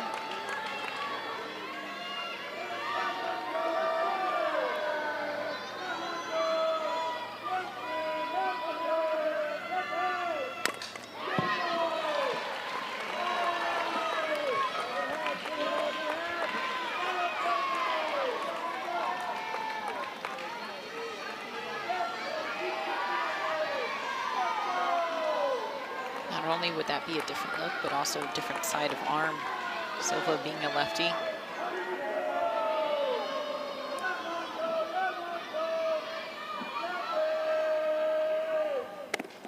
Swing and a miss for strike 3. Attacks her inside. It kind of felt like that's where Loopy was living, was inside, and she finally gets that swing and a miss. Oh, that arm side, she's really comfortable there, and for a righty, she does. She gets that and it sinks down. You can tell Hassler nowhere close. She's swinging over this. That barrel was nowhere close to that pitch, but she has to be able to do that to left-handed hitters too. And so many left-handed hitters, because a ball typically is screwball or a curveball tailing away from them, when you are able to paint that inner corner and it drops, it can tie them up. Madison Hoffman at the plate. A fly out in the second, comes in with 2 on and 1 away. It seems like as we get later into this game, opportunities like this where you don't just have the leadoff runner, you have 2 on with no out, get more and more crucial for Oklahoma State. You can also feel the momentum that they've been building. Slowly, slowly, slowly, but you get a hit here, you score a couple of runs, that momentum just completely goes into the Oklahoma State dugout. I think that's why Arizona State, they have some wiggle room with the 6-1 lead, but that is why we're seeing Silva get warm, because if Oklahoma State gets that momentum, you want to shut it down. Fouls it off for strike 1. Especially as a left-handed hitter, Kat, you've been talking about it. Whenever that pitch is nailed on that outside corner, you have to visually, there's a huge sign out there in left field that's bright yellow. That is where I'm looking, and I'm saying I'm hitting the ball over there, far on that left field line. And if I miss, it's a ball ripped into the left center. Oh yeah, you definitely have to stay through it that way. So whether you're thinking that Edward Jones sign or even Allstate that's right there in left center, that's where your barrel path has to go on that pitch. It's it on the ground right side. Ho-Ching to Ulrich at second. Decides to pocket the softball and not try to do too much by turning 2. That ball just hit a little bit too softly to really be a double play, but they do erase a runner, so only 1 runner in scoring position right now. I'll tell you, Oklahoma State's been slowly mounting momentum. They need to cash in here in order to carry that over. See there, great heads-up play though by Ho-Ching.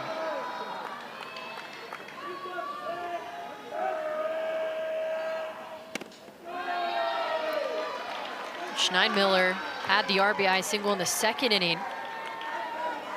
Hit the 1 and only run across for Oklahoma State.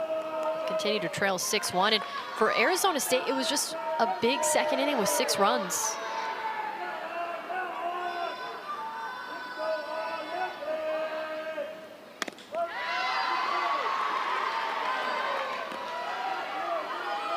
Out now evens 1 and 1.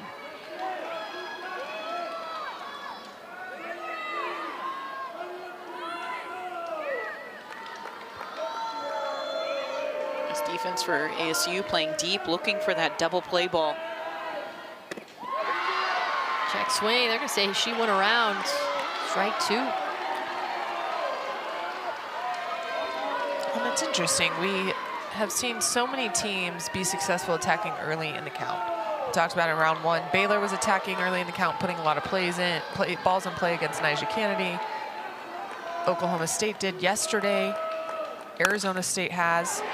Grounds it down the first baseline. That's a fair ball. Davis scores. Holding at third is Hoffman. And Audrey Schneidmiller comes through again, her second RBI hit of the night. Something special about the bottom half of the lineup for both these teams. Schneidmiller, just that low and outside pitch, the one that she had that check swing on just a pitch ago. Being able, again, with that side angle, I mean, this one, you couldn't keep it any closer to that line. It just hops over first base fair and then rolls foul. Yeah, that went right over the bag. But I was about to say, when you see a pitch elevated on that outer half, have to be aggressive. And you know Lupe is going to try to come at you one of the first two pitches. Pops it up first base side, and Chester makes the catch. Cowgirls get a run across as Audrey Schneidmiller has driven in both. We head to the top of the fifth in Oklahoma City.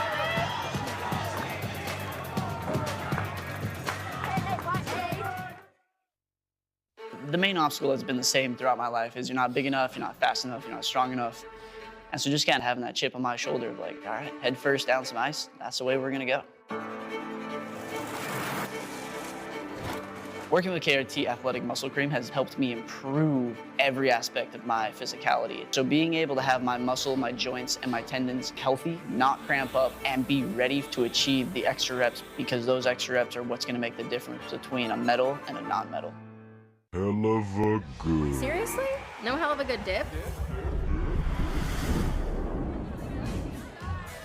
Whoa, creamy. A double dip. Where's Jill? Hell of a good.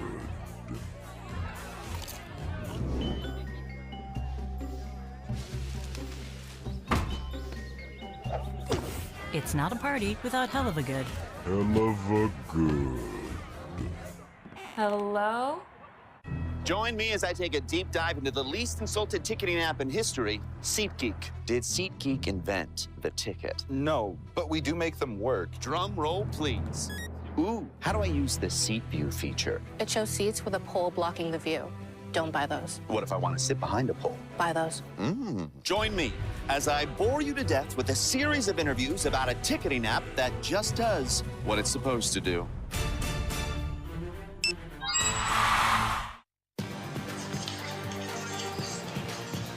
Top of the fifth, back at Devon Park in Oklahoma City. Arizona State jumped out to the 6-0 lead in the top of the second. Cowgirls chipping away, a run in the second, a run back in the fourth. A good matchup, as it'll be 4, 5, and 6 hitters due up for Arizona State.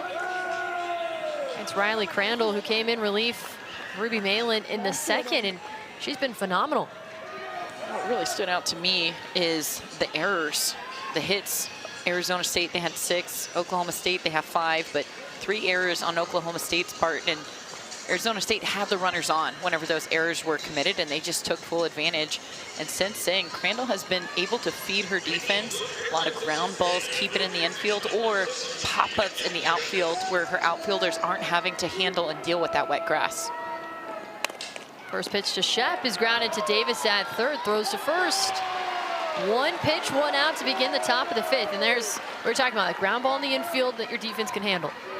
Well, and you see Arizona State starting to try to get aggressive early in the count against Crandall. Before they were working the count, and I think trying to figure out what is working for her today. Shep seeing a pitch up. She can drive just right at Rosie Davis.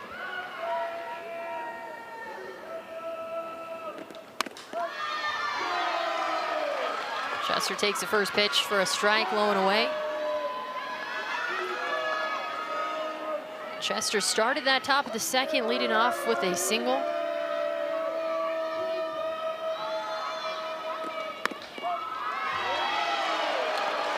Called strike 2. Now she's quickly down in the count.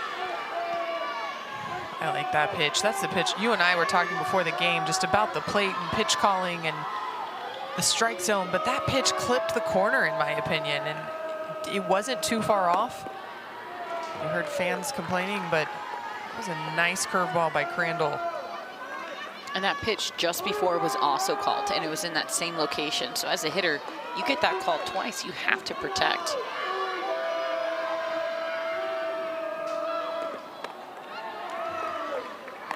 Goes high, and Chester does not offer.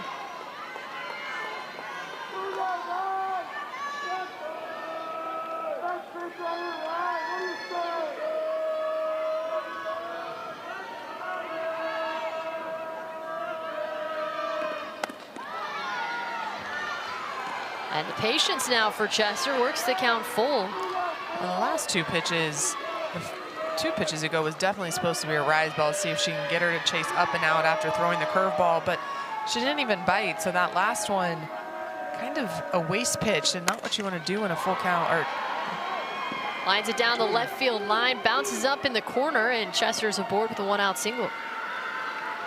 It's a great relay out there by Tim. That ball was smashed, but it was in the deepest part of left field. That easily could have been a double, but Tim got to it in a hurry, and then a strong throw over to second base to hold it just to a single. That's something that we saw from Oklahoma State. They weren't able to do that back early in the game, and that's where those runs came from. Fielding the ball off the wall with some bobbles and then miscues, missed throws. That is a big difference, I think, and we've seen that over the last few innings of Oklahoma State. The way that they're handling themselves with better poise and composure. Here's Ashley Mejia. Gives it a ride, deep right field. Hoffman watches it leave the ballpark. An absolute bomb off the bat of Ashley Mejia. The 2-run blast is her 9th of the season, and it is 8-2 Arizona State.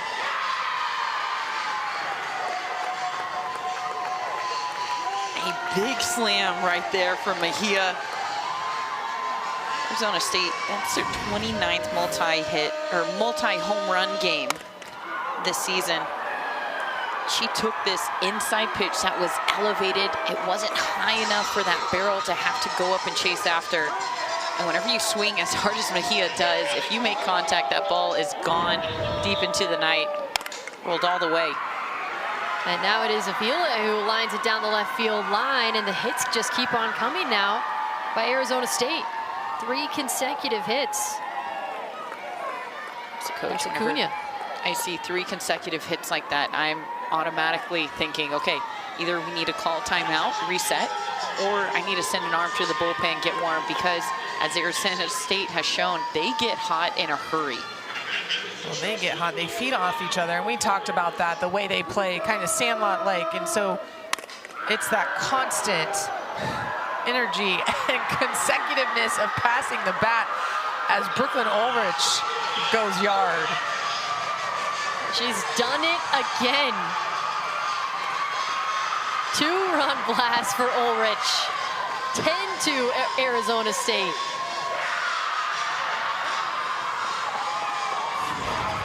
We've seen 2 silent innings back in the 3rd and 4th, not so. That is the adjustment that Arizona State has been looking for, and they are all over that inside pitch, especially to those lefties. They're sending it deep into tonight, and with that home run, they put themselves into run rule territory. Well, and let's point out again, we were talking about hitting early in the count. Chester worked the count. Mejia, first pitch.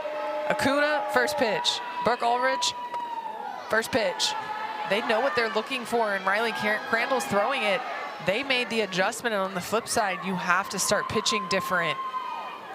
But Arizona State scoring in bunches here in this game versus Oklahoma State. 6 in the second, 4 so far in the 5th. Single home run, single home run. Oh, that run right there ties Arizona State the most they've ever scored against Oklahoma State. This one dating back to 2000.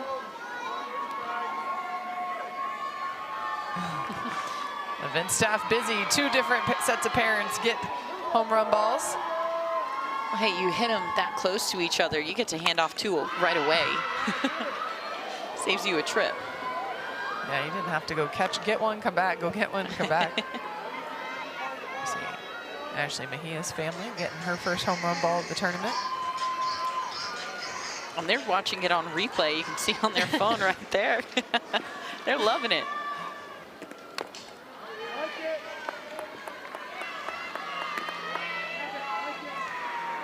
Just a record-breaking night here for Arizona State as they're... Oh, yep, there we're still seeing it. I bet you they got a few texts. Oh my gosh, you were on TV. Yeah. You were celebrating. Rewind, rewind. Record it. We watched you watch it. Now fast forward. They're showing you in the phone.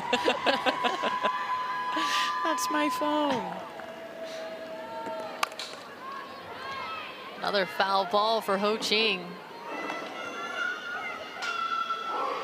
Well, we haven't seen a lot of change of speeds for Riley Crandall, and that probably, again, that is a key. And if you are a pitcher listening, have a change of speeds, whatever that looks like, whether it's an off-speed drop, off-speed curve, a straight change. When you can't change speeds, it allows hitting to get on time very easily. Well, that one right there, she must have heard you.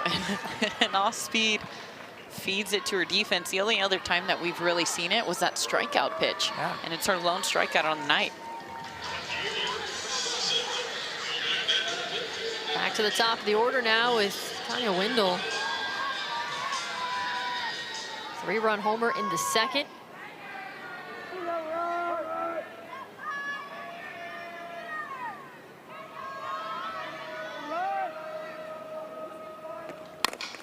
Puts it on the ground, first base side, under the glove of McDonald. And Windle rounds first, throws on the brakes. She'll settle for the single.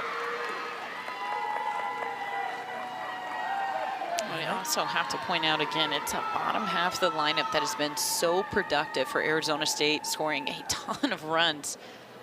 And the Windle, she's kind of, like you said, Kat, hitting is contagious. She's on that tail end with that leadoff. She's like, all right, I'm going to join in on this conga line. Yeah, 7, 8, 9 have scored 5 runs tonight. Add Mejia in there at the 6th spot. There's 6 runs. There's Kaylee Pond. She's reached base 3 times tonight.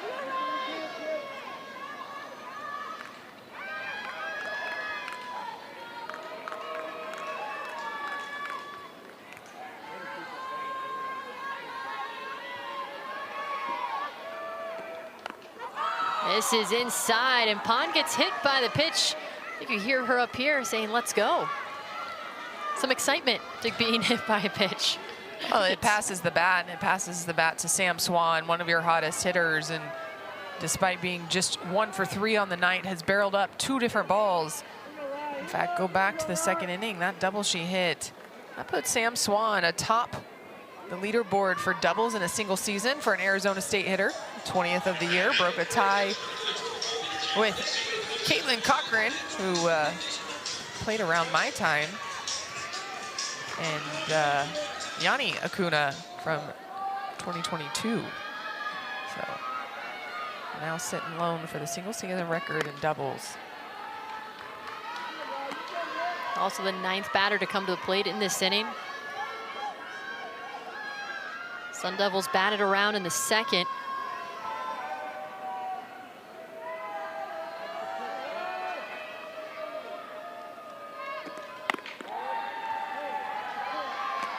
She doesn't offer. Count goes 2-0. I haven't really seen the ASU hitters want to chase or look like they're even enticed by that rise ball, that pitch up in the zone. They are locked in on what they're hunting, that lower pitch, tight in on the hands. Quickly ahead in the count 3-0. A big thing of that is Arizona State hitters have had no reason to be anxious. There hasn't been a point in this game where they weren't in control of at-bats. Even when they weren't scoring, they were still seeing pitches, not necessarily getting all of the ball, but getting their timing. And when you don't have to be anxious, you don't go chasing.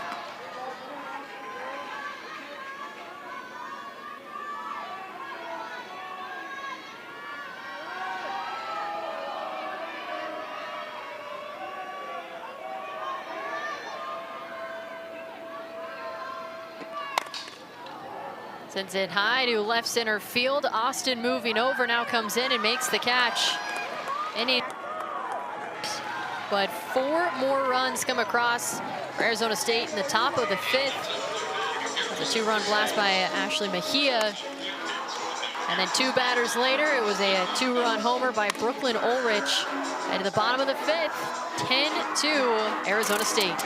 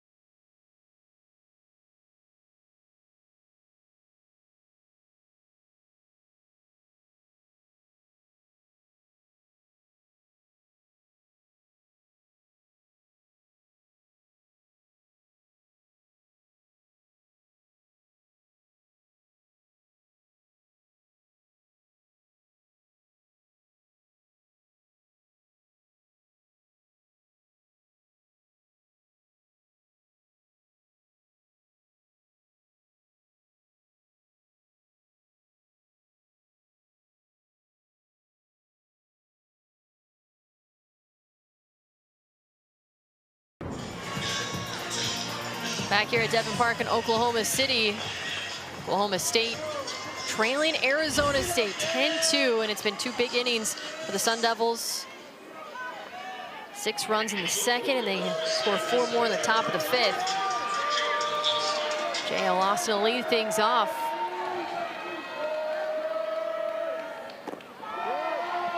Takes the first pitch. Went outside. Austin today 0 for 1, had a fly out. Back in the 3rd.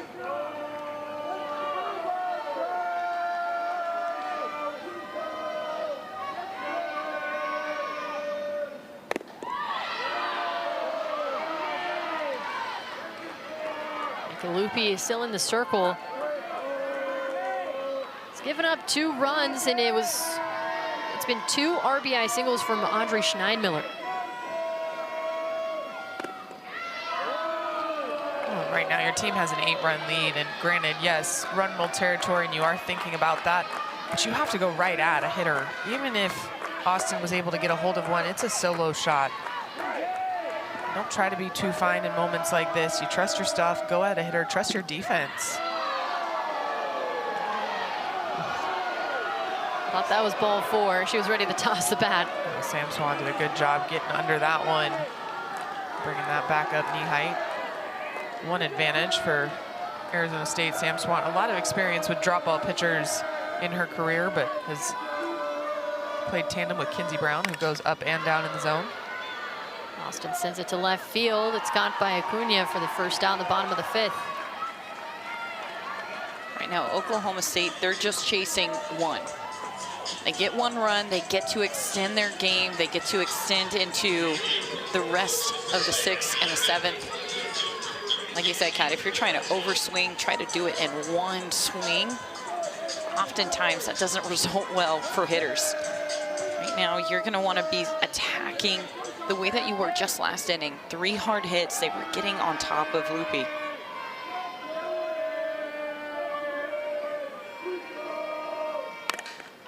Lines it to left field. That's a base hit for Claire Tim. Leadoff hitter comes through. Her first hit of the night. And right now for Oklahoma State, they do have to get just 1 run, sorry, in order to keep this game going into the 6th. Claire Tim just going with a pitch. Emily Shep thought about maybe seeing if she could jump for that one and realized it was too high.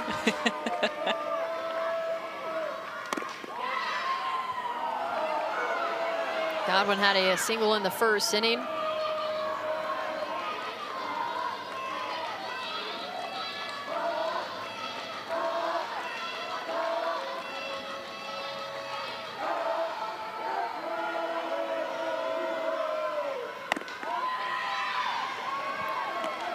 You're obviously trying to avoid the run rule, but with 1 out, does that change the urgency at the plate a little bit of moving that base runner?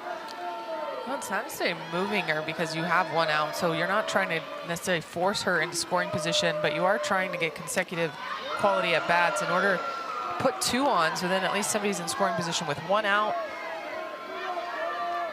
But still, you need so many runs that you're not playing just for 1 right now, even though it is run rule territory.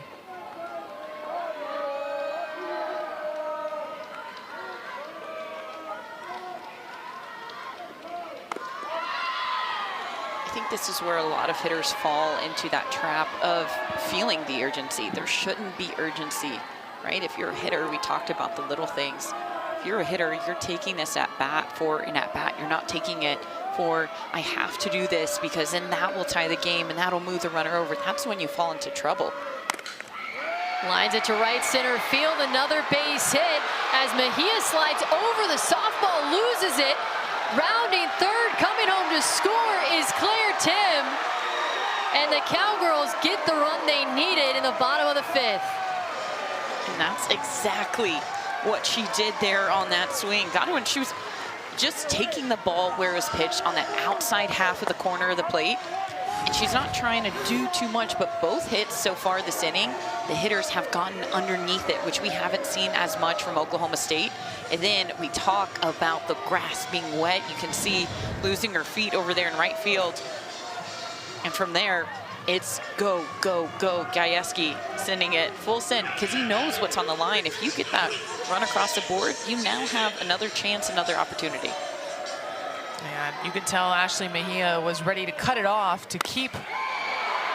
Davis sends it down the left field line. Ooh, that was close. Couldn't have been any closer. But Mejia knew she had to cut it off, but then actually overran it. When you watch her start to slide, she's behind. She's already past the ball. Unfortunately there. She cuts that off, and he probably does have to hold Claire Tim up.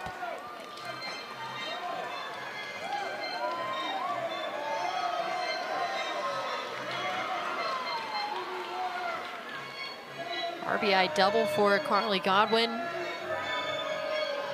Scoring Tim, and there's that momentum shift. Now you can feel it going towards the Cowgirls a little bit. It's inside and it hits Davis, and now there's 2 on with 1 away. You hear that hit by pitch all the way up here. That one struck the hand. Seen a couple of balls just get the athletes right in that spot where you feel it. And here you hear it. Rosie Davis, that doesn't feel good. That reaction says it all. I'm going to point out, it is the 5th inning. It is the 3rd time through. This is when the Cowgirls are their most successful all season long. On the field of a hit by pitch. This play is under review. They were able to score 5 in the 5th last night. I guess Arizona State going to see if that actually got the handle, but the way Rosie Davis reacted, that looks like the backhand all day. Yeah, that reaction, pretty hard to fake. Yeah.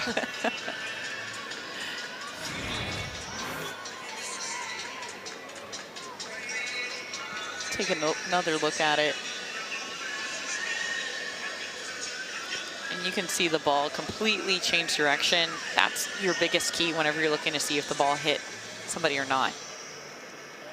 Oh, and you could see it. It hits the hand right there. There's no part of the bat that just goes right in her hand. She's not offering.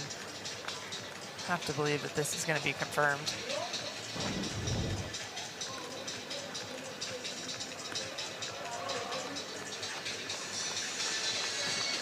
This could lead to a big inning for Oklahoma State. Now with 2 on and still just 1 out ahead of Lexi McDonald. Also have to think in the back of my mind, you still have 2 challenges left. You're towards the end of the game. Why not call this challenge. It'll After take review, a while. the call on the field is confirmed. It's a hit by pitch. Arizona State has 1 challenge remaining. Kind of trying to slow down that momentum because, like you said, you know who is coming up to the plate. McDonald. She is the engine starter for Oklahoma State, and lucky for her, they've already gotten going. Now she just wants to cash in on the party. Vibes are good right now in the Cowgirls dugout. Donald's already having a strong night at the plate.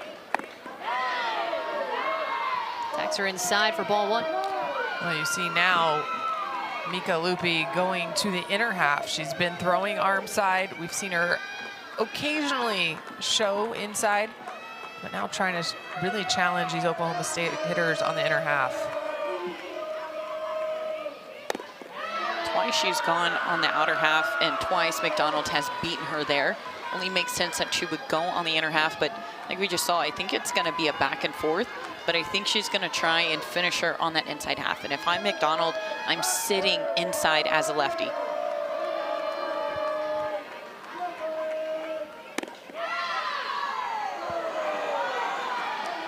It's a strike on the inside part of the plate. Well, and that's the pitch Mika Lupi is trying to execute. After, as Nicole said, after you've already gone opposite field on me twice, I'm going to change up. I'm going to force you to show that you can also go the other way.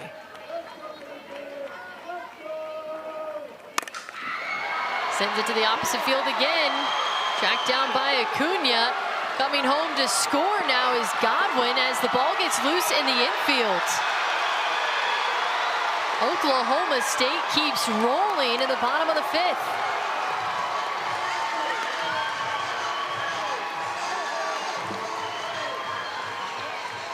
Well, it's hit by hit, pass the bat, pass the bat, pass the bat. That is how Arizona State has scored most of their runs, and Oklahoma State, they're also cashing in.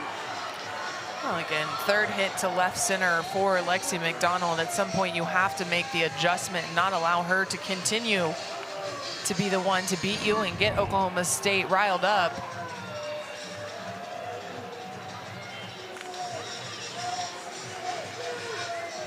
They did sound pretty riled up after that last hit. Oh, they're starting to mount a comeback, and they know third time through for them is the key. As much as you, as a coach, you would like to see scoring early, your team adjusts 4th, 5th, 6th inning. You start to really get the momentum of the game towards the tail end, and Oklahoma State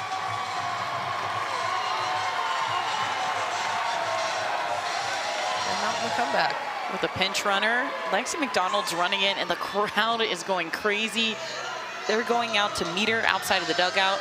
Again, just another momentum builder. And the last 5 batters that we've seen, 4 of them have had hard hits, and the other one, she got hit by pitch.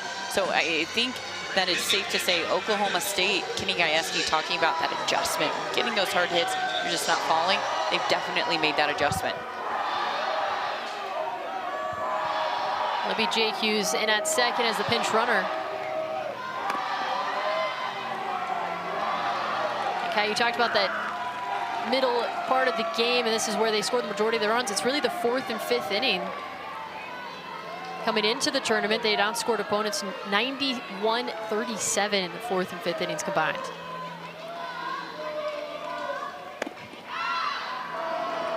Well, and right now, Oklahoma State, they want to cash in as much as they can before Arizona State makes a pitching change. We talked about it. Aisa Silva was warming up. I believe Kinsey Brown has been down there throwing now. They're going to get more runs on the board before they bring in either arm, but especially if they're going to go to Kinsey Brown. Lupi finds the zone for a called strike. We were talking in between innings, and I was kind of saying I think Lupi's thrown a fantastic game, but I was a little surprised that Arizona State kept her in just because of how Oklahoma State that last inning back in the 4th started to get on top of her. A lot of hard hits. Lines it to right field, another base hit. 1 run comes in. Here comes Jake Hughes. She scores. It's a 2-run single for Amanda Hassler. Cowgirls keep adding on.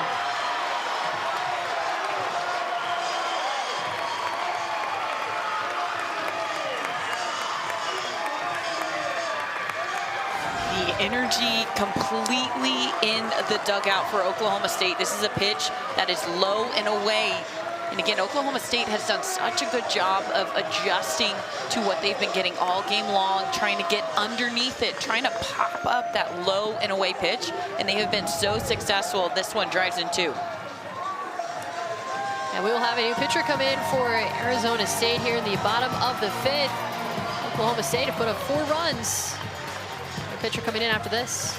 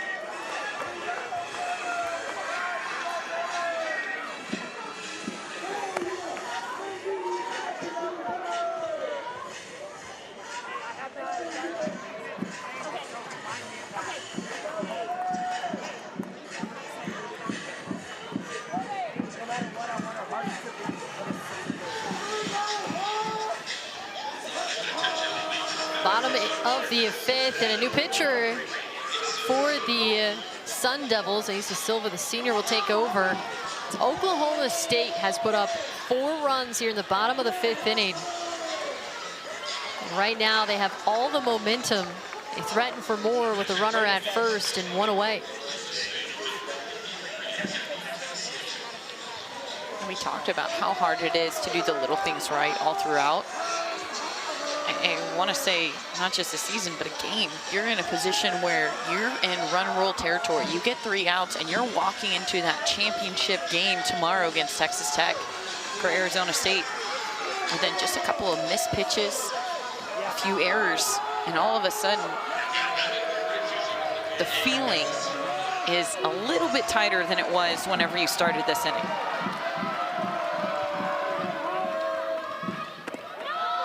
First pitch misses low and away. Before that first pitch was thrown, we saw Ruby Malin head down to the bullpen. Wouldn't be surprised if Oklahoma State's able to get this within reach, that they put the senior back in.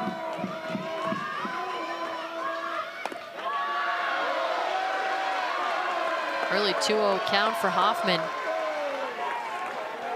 Reached on a fielder's choice in the 4th.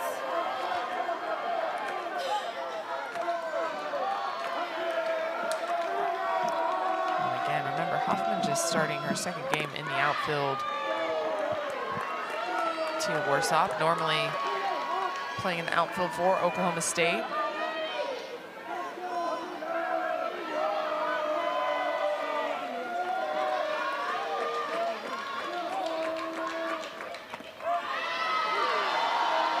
Finds the outside part of the plate. Maybe that one was a little wide, but I think it was a little more off speed, so it kind of floated across. Floated down and out.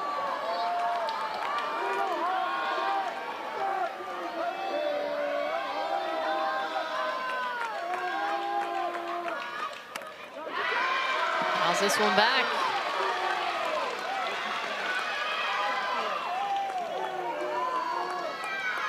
Your mindset as a hitter too, whenever you're facing a new pitcher, a new angle, new arm. Also, that curveball with the floatiness attached to it. As a lefty, you're thinking just let it get deep and send it hard to the 3rd baseman. Sends it deep left field. Acuna back on it. It's off the wall. And that's a hard hit double for Hoffman, who stands at 2nd base. Hassler at 3rd, and Oklahoma State making a lot of noise right now. Well, Hassler took a big chance at this because off the bat, while it's hit hard, Acuna drops, and I actually thought she might have a chance at it, but Hassler never missing a beat, thinking third the whole way. But Oklahoma State continuing to pass the bat.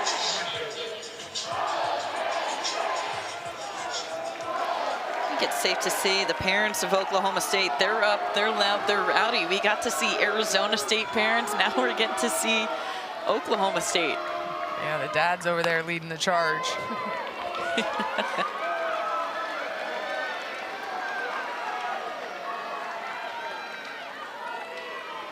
Oklahoma State now has had at least 7 hits in 20 of their last 26 games.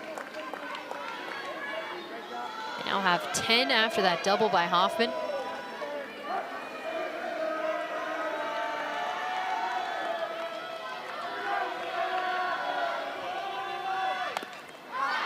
Pops it up third base side. Shemp into foul territory, makes the catch.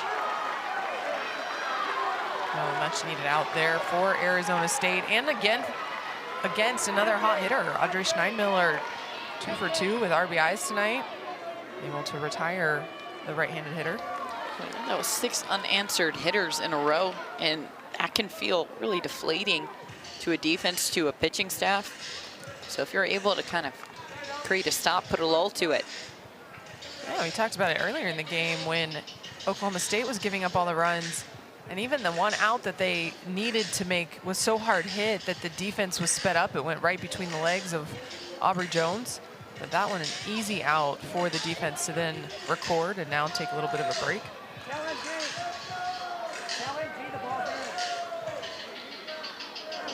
So we might have a new hitter. Yeah, Aubrey Jones came out, but then went back in the dugout.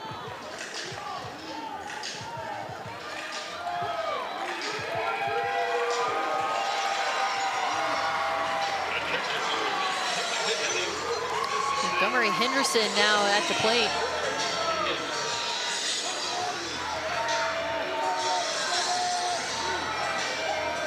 Montgomery Henderson, a freshman with a lot of power. Has been used to pinch hit quite a bit down the stretch of Big 12 play.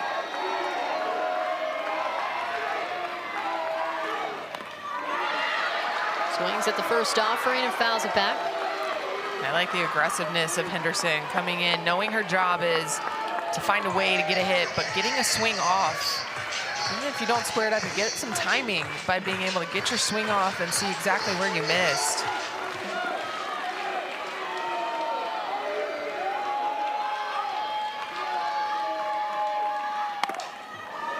Hits it softly on the ground to the shortstop. Ulrich goes to first. And the Cowgirls are retired, but they put up 4 runs here in the bottom of the 5th inning. A double hit by pitch continues to move the line. A 2-run single by Hassler. We head to the top of the 6th. Oklahoma State right back in this one against Arizona State.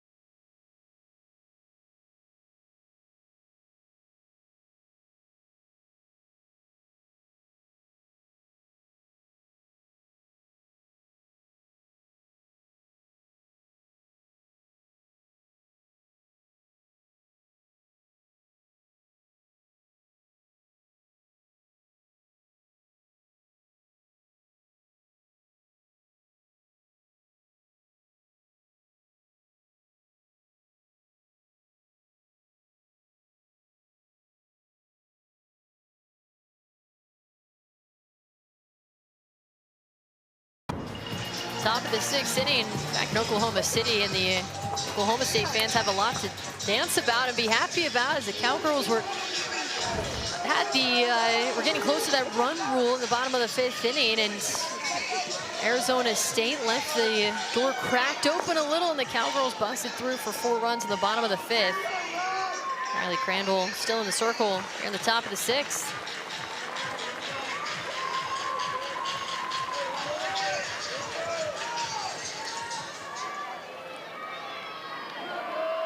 Emily Shep to lead things off.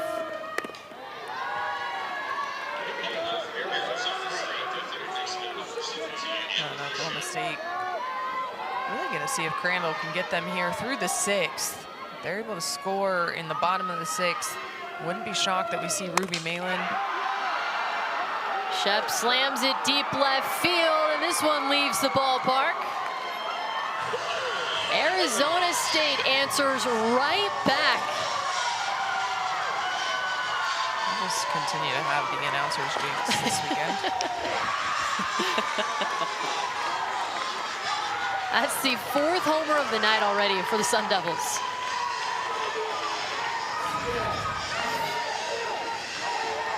I mean, this one was an absolute bomb. Elevated, this ball ends up over the middle of the plate, but it's going back in towards the hitter. Whenever Shep sees this, she said, thank you very much. I'm going to send that right back where it came from. And Arizona State, metaphorically, but also literally sending a message to Oklahoma State. We're right in this. Well, they're not going to back down, but they're going to have to see a new arm as soon as we come back.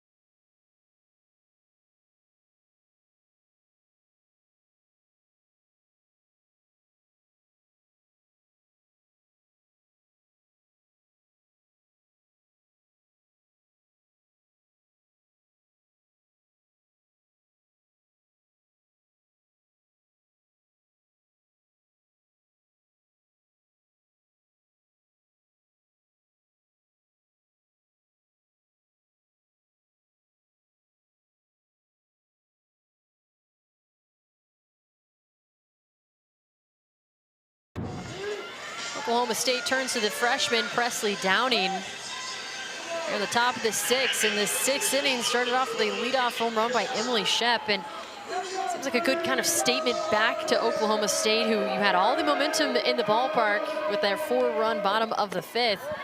And Arizona State trying to silence that with that Emily Shep home run. Katie Chester at the plate, having a multi-hit night, 2 for 3, a pair of singles and 2 runs scored.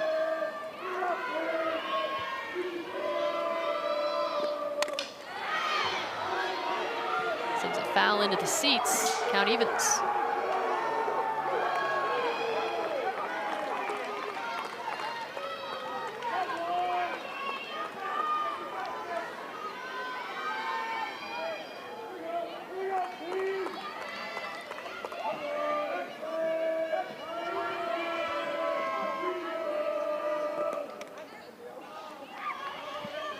Edge misses outside, and Downing kind of shaking her right hand.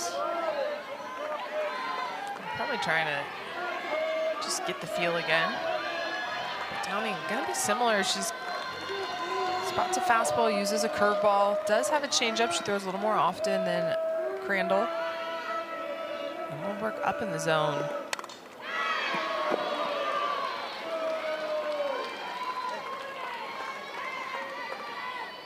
That's a good location right there. Gets a defensive swing.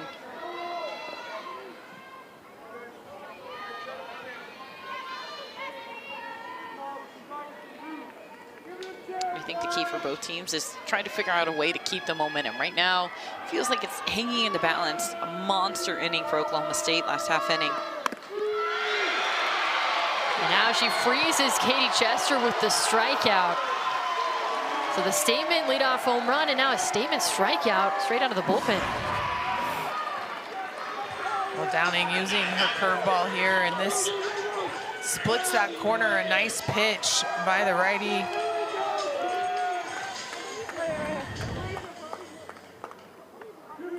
Such a great location there for her first out. Mejia sends it high to left field. Tim jogs in, makes the catch, 2 away. This is the response that you want to see from Downing. You get called into relief in what feels like a very pivotal moment, right on the heels of a massive home run. You get 2 quick outs. And that's the composure of the freshman coming in, attacking the zone, using her pitches.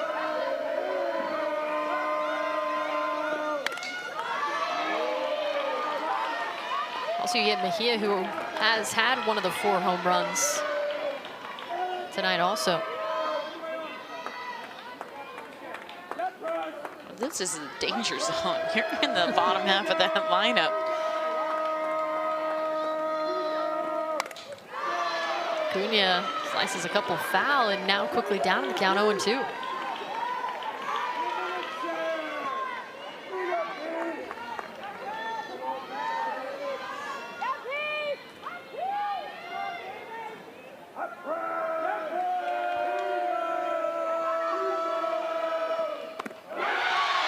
Three-pitch strikeout for the final out in the top of the 6th inning.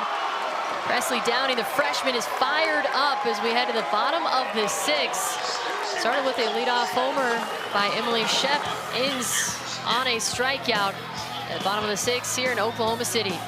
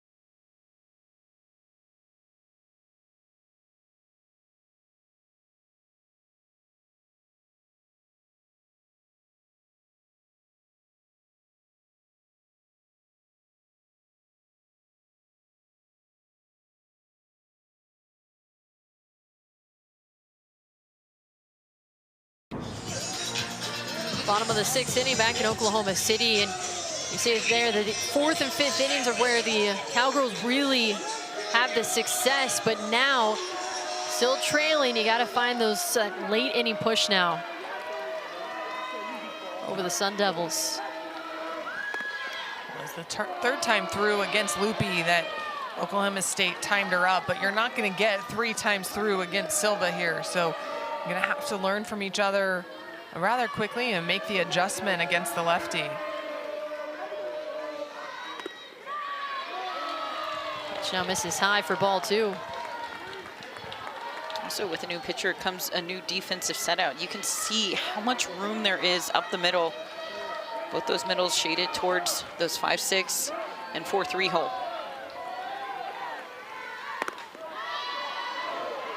Austin takes the strike, and Austin 0 for 2 with a pair of flyouts, both to left field.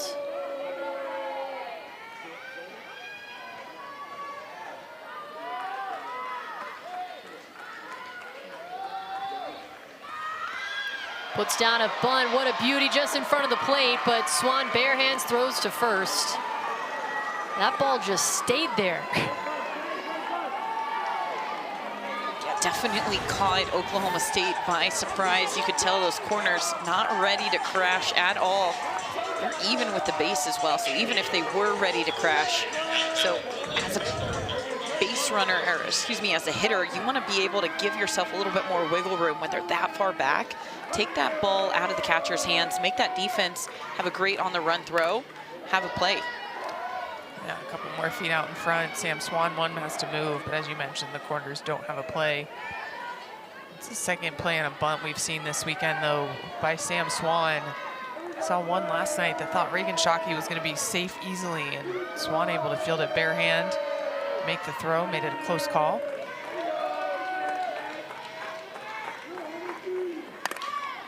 Ground ball right back to Silva, and she tosses over to first. It's a little bit of a look what I found.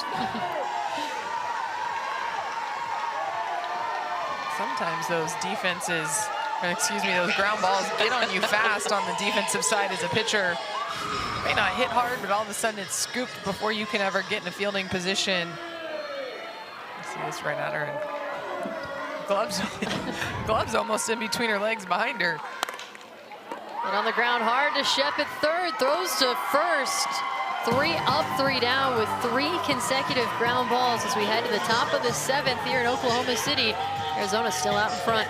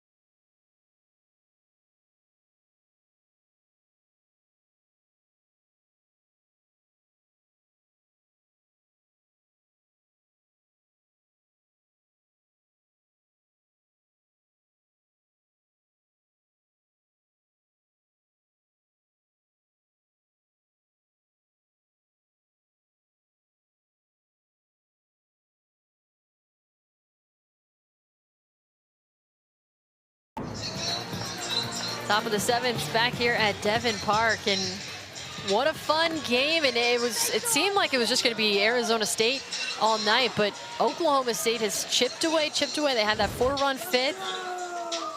Top of the 7th, and it still feels like anything could happen here, even with the score at 11-6. There's nothing safe the way we've seen runs come in bunches here in this game.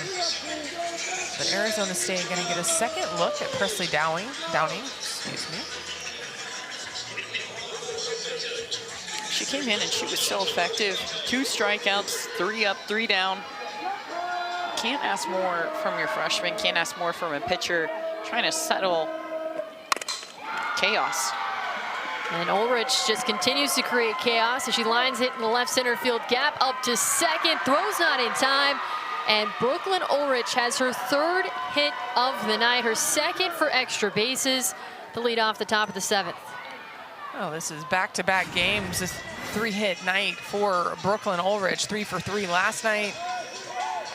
But it's her ability to hit to both sides of the field. She's successful going opposite way. She's left the yard twice in this tournament when she's on pull side. So it makes it a little harder to pitch to her when she can cover both sides of the plate. And you see there, just absolutely fired up. I love that straight up emotion. As soon as you slide in, you can see her going, looking for her teammates in the dugout to celebrate. I feel like all game long, Arizona State's dugout has been as locked in as their hitters. from the first few batters where they were fouling pitches off and the dugout is going crazy over a little small thing to a double ripped into the gap, and they're getting to celebrate with their hitter. Yeah, you're right. They were celebrating those foul balls like it was a home run at one point. It seemed like the first inning. But it was contagious. Ching takes a pitch outside. Scholl now pinch running at second base. Ching 1 for 3. These corners pinched and off the line. Middle's deep. Hits it hard on the ground to the shortstop. Looks the runner back to second. Throws to first. Great job there by Aubrey Jones, not just looking the runner back, but knowing she had time to make sure to move towards her, so on the throw, the runner couldn't advance. She almost looked at her like, I'm gonna make sure you get back to second. I'll walk you over there. I thought she was gonna go after her for a moment.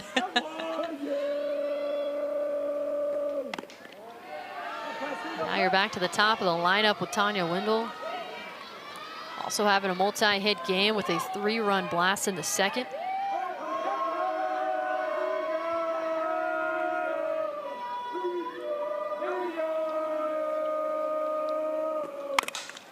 Lines it to the shortstop. Jones throws to second, and the Cowgirls double up Scholl at second base. What a momentum to carry into the bottom of the 7th here at Devon Park in Oklahoma City.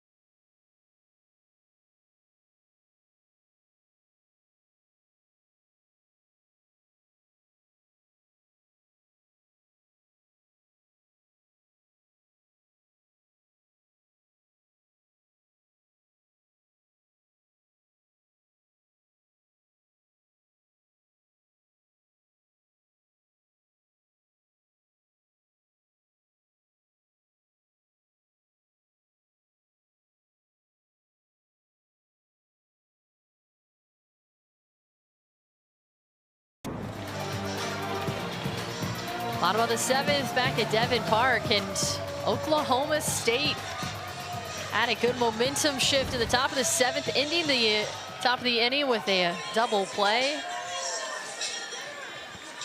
In the bottom of the 7th, winner will advance to the championship game tomorrow against Texas Tech.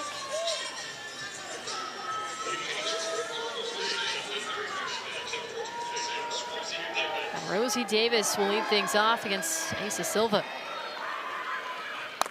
First pitch swinging, sends it to center field. Pond on the run, at the wall. It's over her glove and out of here. Rosie Davis, her 14th homer of the season, and has electrified the Cowgirls and the fans in the stand. Oklahoma State not going away quietly. On the very first pitch of the bottom of the 7th inning, Rosie Davis sends this one out in a hurry. Immediately, she starts jogging. This is Oklahoma State. They are never out of the fight, not even surprised. We keep talking about we don't know what each half inning will bring. At this point, I'm not even surprised that it's on the first pitch in the bottom of the 7th. Dead center. Dead center.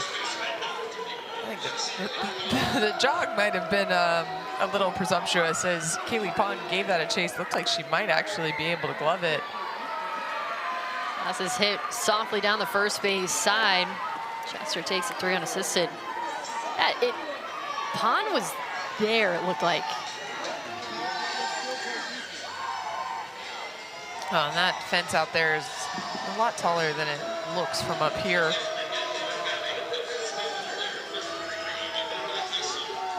There's Amanda Hassler. 2-run single in the 5th.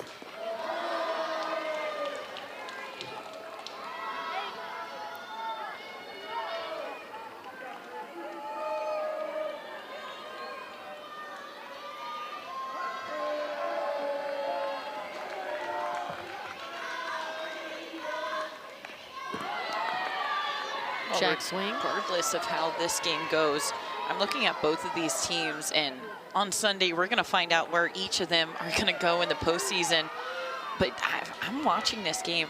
I don't want to face a team that's either hosting a regional or I have to have them at my regional that is as scrappy as both of them. The fight from both of them, back and forth, the response. I mean, that is something that you're going to have to be aware of. Scrappiness has made for some fun softball last 2 days, because we saw that with Kansas as well. Just some good competitive games. With all the upsets going around across the country, as it stands right now, Arizona State looking to upset Oklahoma State. That can also shift around what we're expecting the bracket to look like as postseason is right upon us. I'm so excited for Sunday. So excited for tomorrow, seeing who's going to be crowned champion of the Big 12 tournament. But I'm so curious where these teams are going to be ending up. Check swing, she went around, strike 3. And Oklahoma State down to their final out in the bottom of the 7th. Well, I think the big thing for Arizona State is not that they've just made a statement offensively. They chased Ruby Malin from the game. They got to Riley Crandall. They forced 3 arms from Oklahoma State. But they're 1 out away from winning this without Kinsey Brown touching the field.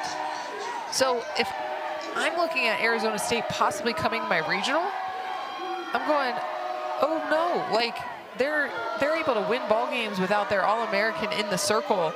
And it's not like they have another All-American or truly dominant arm. So they've been able to piece this together with Lupi and Silva in order to continue to keep a very good hitting Oklahoma State team at bay just enough. And the oh no was my filtered version. Because when you watch a team that can get fired up and play when their ace is not in the circle, it just means there's a lot going on internally in their favor. And as we've mentioned, we've watched this ball club continue to play. We keep saying the ballpark and Sandlot mentality, but there's a closeness of them playing together, and it doesn't matter who's on the field, who's up to bat. They have the belief that they can get the job done.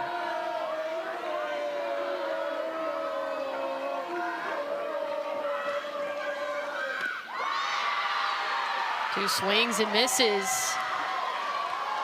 Well, this is a different look from Silva to the left-handed hitters of Oklahoma State. That screwball now running inside. So already on the corner, but continuing to tail in, and you can tell they're not ready for it. 2-2 pitch. Swing and a miss, strike 3. Arizona State, a huge 6-run second inning. They hold on to it, and they advance to the Big 12 championship and will meet Texas Tech tomorrow.